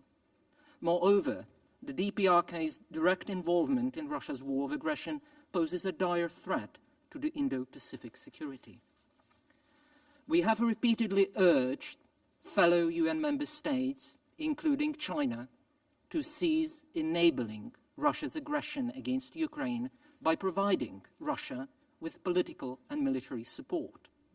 We are deeply concerned by credible reports that Chinese companies have been supplying goods with clear military applications, including one-way attack drones and engines for military UAVs. China's ongoing delivery of tools that Russia needs to continue its aggression against Ukraine and its people represents an intolerable perpetuation of this conflict. This in turn directly threatens European as well as international peace and security. Mr. President, as we mark 1,000 days of Ukraine's unwavering resistance against Russia's full-scale invasion, Czechia reiterates its unequivocal condemnation of the Russian war of aggression.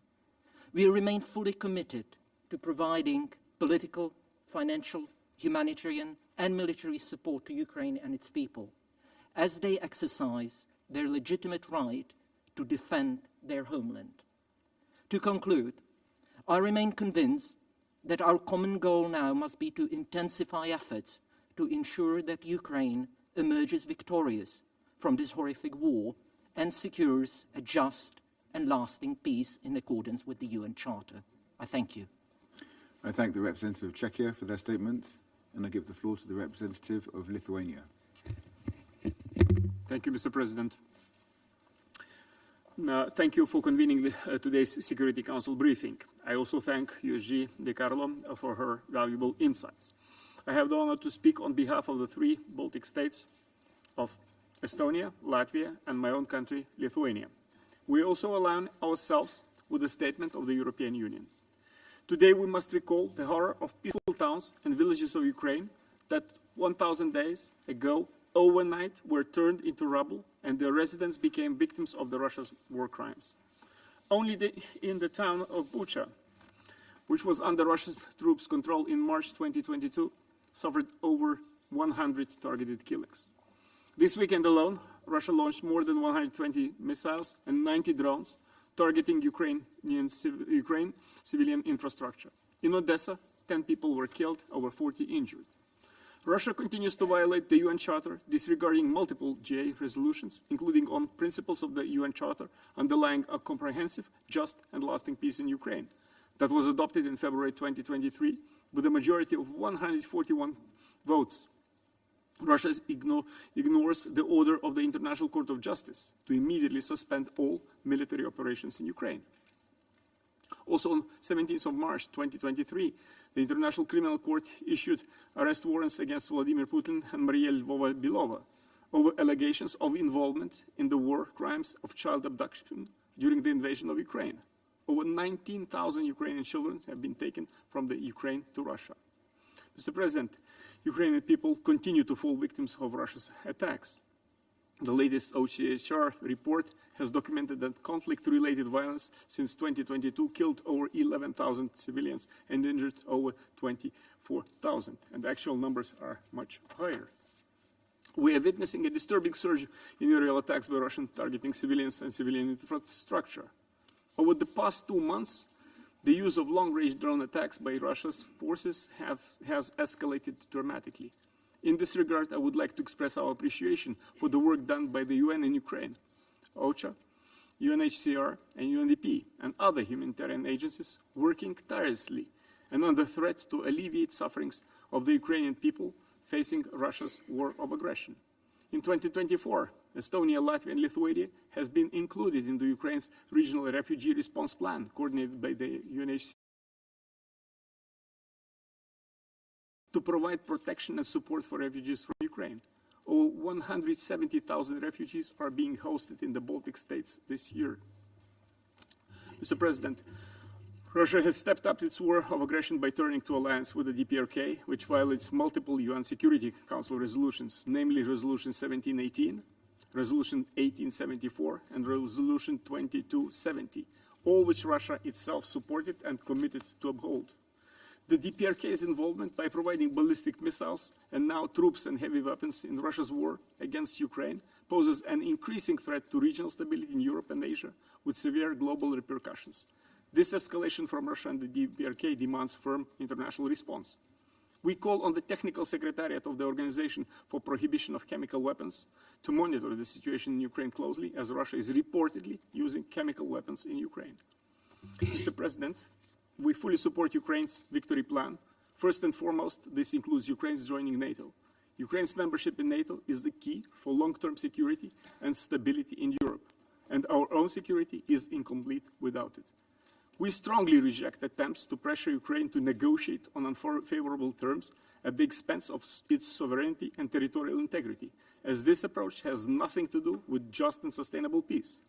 Ukraine alone shall define the terms of peace in accordance with the principles of international law and Ukraine's peace formula, prioritizing its sovereignty and territorial integrity and holding Russia fully accountable. Only just peace can be truly sustainable. We demand Russia to unconditionally, completely, and immediately withdraw all its military forces and equipment from the entire territory of Ukraine within its internationally recognized borders. I thank you, Mr. President. I thank the representative of Lithuania for their statement, and I give the floor to the representative of Romania. Thank you, Mr. President. I would like to thank USG Di Carlo for the briefing, and also to express my delegation's appreciation to the United Kingdom for allowing us to convey to the members of the Security Council our deepest and legitimate concerns as a neighboring country and the Russian aggression against Ukraine that is happening over 1,000 days tomorrow, already today in Europe. And I would say this is 1,000 days too many. This war of aggression unequivocally violates the principle of sovereignty and territorial integrity and the UN Charter. It constitutes an intentional breach of international law and an attempt to change the peace and security architecture. Ukraine's response to this war of aggression is the legitimate mode of action of self-defense in line with the UN Charter. And Romania has been supporting Ukraine all throughout.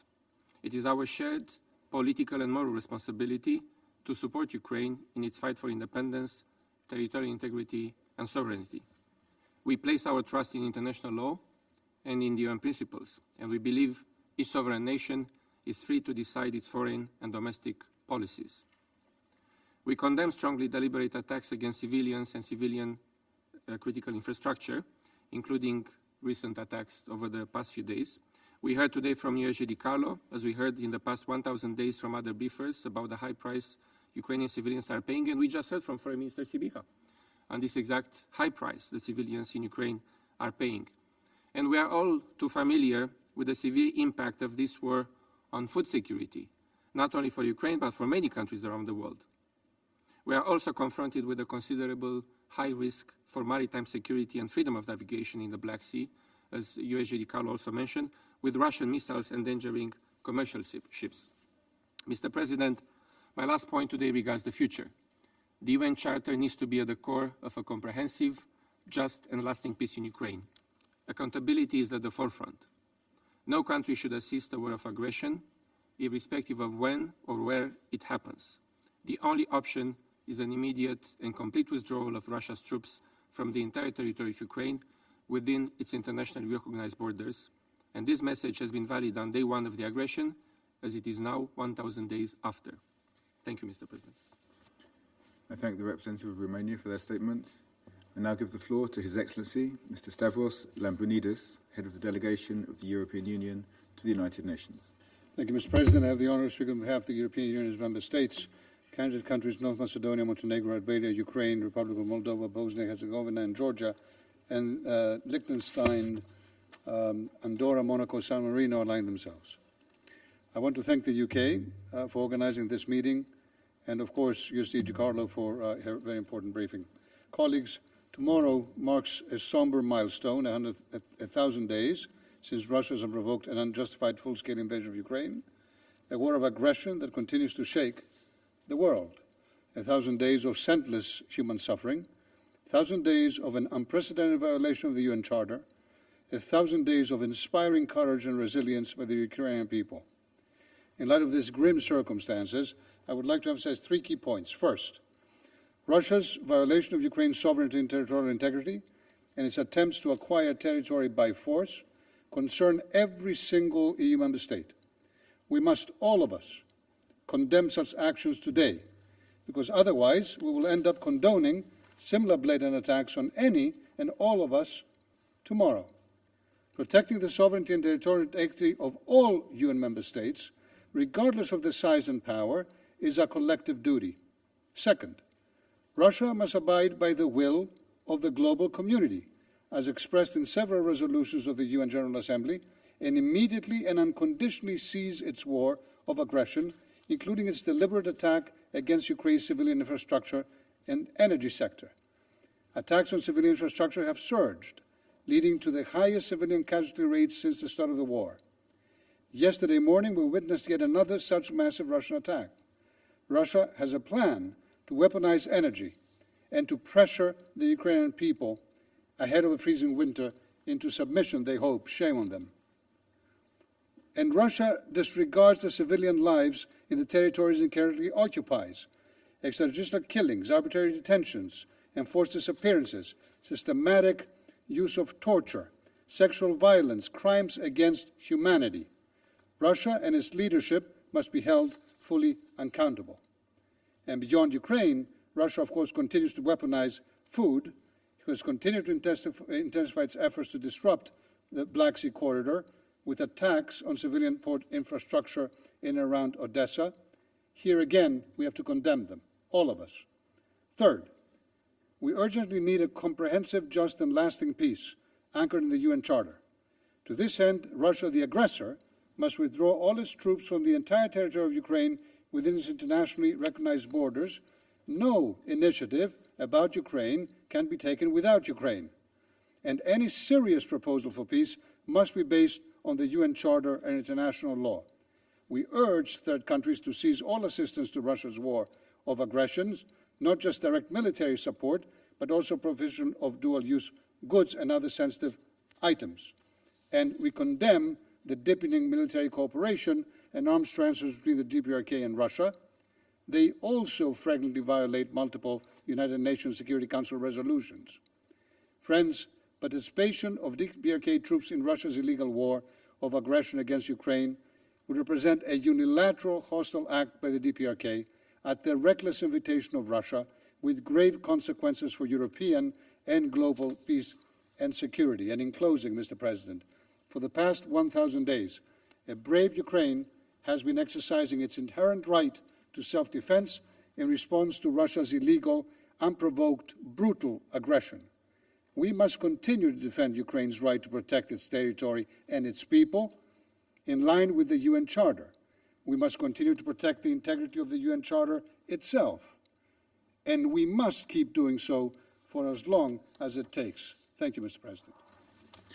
I thank His Excellency Mr. Lambrinidis for his statement, and I give the floor to the representative of Iceland. Thank you, Mr. President. I have the honor of delivering this statement on behalf of the Nordic countries, Denmark, Finland, Norway, Sweden, and my own country, Iceland. I extend my appreciation to Under-Secretary General De Carlo for her briefing on behalf of the Secretary General. Let me also welcome the participation of Foreign Minister Andriy Sybiha of Ukraine in today's meeting. Today's Council agenda covers two extremely serious situations. Following this morning's briefing on the devastation in Gaza and Lebanon, particularly for civilians, we have now turned to the devastating consequences of Russia's war. This week marks a grim milestone, 1,000 days of Russia's harrowing war of aggression against Ukraine, 1,000 days of devastation and suffering for Ukraine's people, 1,000 days of Russia's massive attacks on civilian infrastructure in clear violation of UN's Charter. Russia bears sole responsibility for this humanitarian crisis, depriving millions of civilians of access to housing, water, heating, and electricity. Russia's attacks have severely damaged or destroyed more than half of Ukraine's energy production capacity. Russia's full-scale war of aggression has had devastating consequences, not only in Ukraine, but across the globe. In recent weeks, Russia has intensified its attacks against civilians, critical infrastructure, grain storage facilities, ports, and civilian vessels in the Black Sea. These attacks have serious repercussions for the world's most vulnerable populations, those who rely on grain from Ukraine. We cannot stand idly by in the face of such actions. We will not accept a world where states can invade and subjugate their neighbors with impunity. Let us not forget that in the Ukrainian occupied territories, Russia is conducting a brutal campaign of cultural indoctrination and assimilation of Ukrainian children. The United Nations was created precisely to prevent such acts of aggression, to protect the principles of peace, sovereignty, and the right of all nations, large or small, to exist in security and dignity. Mr. President, while Russia continues its onslaught, others are working doggedly to find a way out of this nightmare. The Ukrainian 10-point peace formula, the joint communiqué on a peace framework, and the recent ministerial conference on the human dimension of the peace formula, hosted by Canada with Norway and Ukraine, make vital contributions to finding a way to peace. Any peace initiatives must be in line with the rules and principles of the UN Charter, including respect for Ukraine's territorial integrity and internationally recognized borders. Any peace plan must also be crafted in collaboration with Ukraine. Russia continues to reject peace and presses forward with its brutal assault on Ukraine. Russia has engaged the largest ground forces to be seen in Europe since World War II. In addition to the massive Ukrainian civilian and military casualties, Russia's aggression over the last 1,000 days has resulted in hundreds of thousands of Russian soldiers killed or wounded, another testament to the depravity of this war. These massive losses, mainly of young men in their prime, have driven Russia to seek external support to sustain this illegal war. The DPRK and Russia have engaged in illegal weapons transfers, ammunition, artillery, and ballistic missiles, fueling and prolonging Russia's aggression and violating numerous Security Council resolutions. All states have an obligation not to aid or assist in an aggression. Russia's decision to train and deploy troops from the DPRK on the battlefield marks a dangerous escalation that further threatens regional and international security. This Council has a duty to condemn this escalation unequivocally. The Russian Federation is in continuous violation of international law, as well as undermining the status and authority of the Security Council itself. Russia's desperation will not deter our resolve. We will continue to stand up for the UN Charter and for Ukraine's right to defend its people and sovereignty in line with international law. Mr. President, we demand that Russia immediately withdraw its troops from Ukraine, reverse its illegal and dangerous course, and end this destructive war. Mr. President, while 1,000 days is a long time, there is one thing that has not changed. The Nordics will continue to stand with Ukraine, as we have done for 1,000 days, and we will remain by your side in your struggle. Thank you. I thank the representative of Iceland for their statement, and I give the floor to the representative of Poland. Mr. President, we are approaching the tragic milestone, 1,000 days since Russia's full-scale invasion of Ukraine, a blatant violation of international law, including the UN Charter. Moscow not only continues to flout the most basic rules of international contact, but is also seeking support from the third states and involving them in its aggression. Therefore, this war not only threatens regional stability and global security, but also exacerbates the world's most pressing political and economic problems, including the disruption of food supply chains. Russia's relentless onslaught against Ukraine escalated this weekend with one of the largest aerial attacks in the recent months. Targeting critical energy infrastructure across the country, Russia caused widespread power outages, significant property damage, and tragically the loss of innocent lives. Such attacks not only elicit immense physical and psychological harm, but also aim to undermine Ukraine's resilience and the harsh winter approaches. The looming energy crisis in Ukraine is further aggravated by the nuclear threat arising from the situation around the Zaporizhzhia nuclear power plant.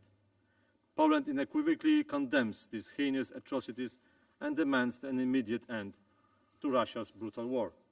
We also remind Russia that attacks directed against civilians, including stealing children and destroying civilian objects, as well as indiscriminate attacks on densely populated areas, are clear violations of international humanitarian law and constitutes war crimes. Those responsible must be held accountable and justice must be served. Russian propaganda inverts reality, twisting, also here in this chamber, the definitions of the victim and aggressor. This blatant distortion directly contradicts UN General Assembly resolutions, which recognize this war as Russian aggression and condemned it.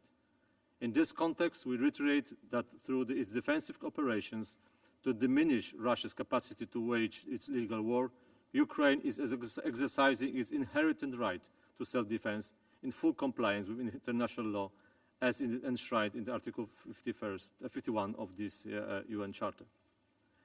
We will back the victim of this aggression for as long as it takes. Poland has earmarked almost 5% of its GDP for this assistance, with 1% of GDP allocated to support Ukraine and 4% of the GDP dedicated to the cost of assisting Ukrainian refugees. Mr. President, everyone yearns for a new chance at peace.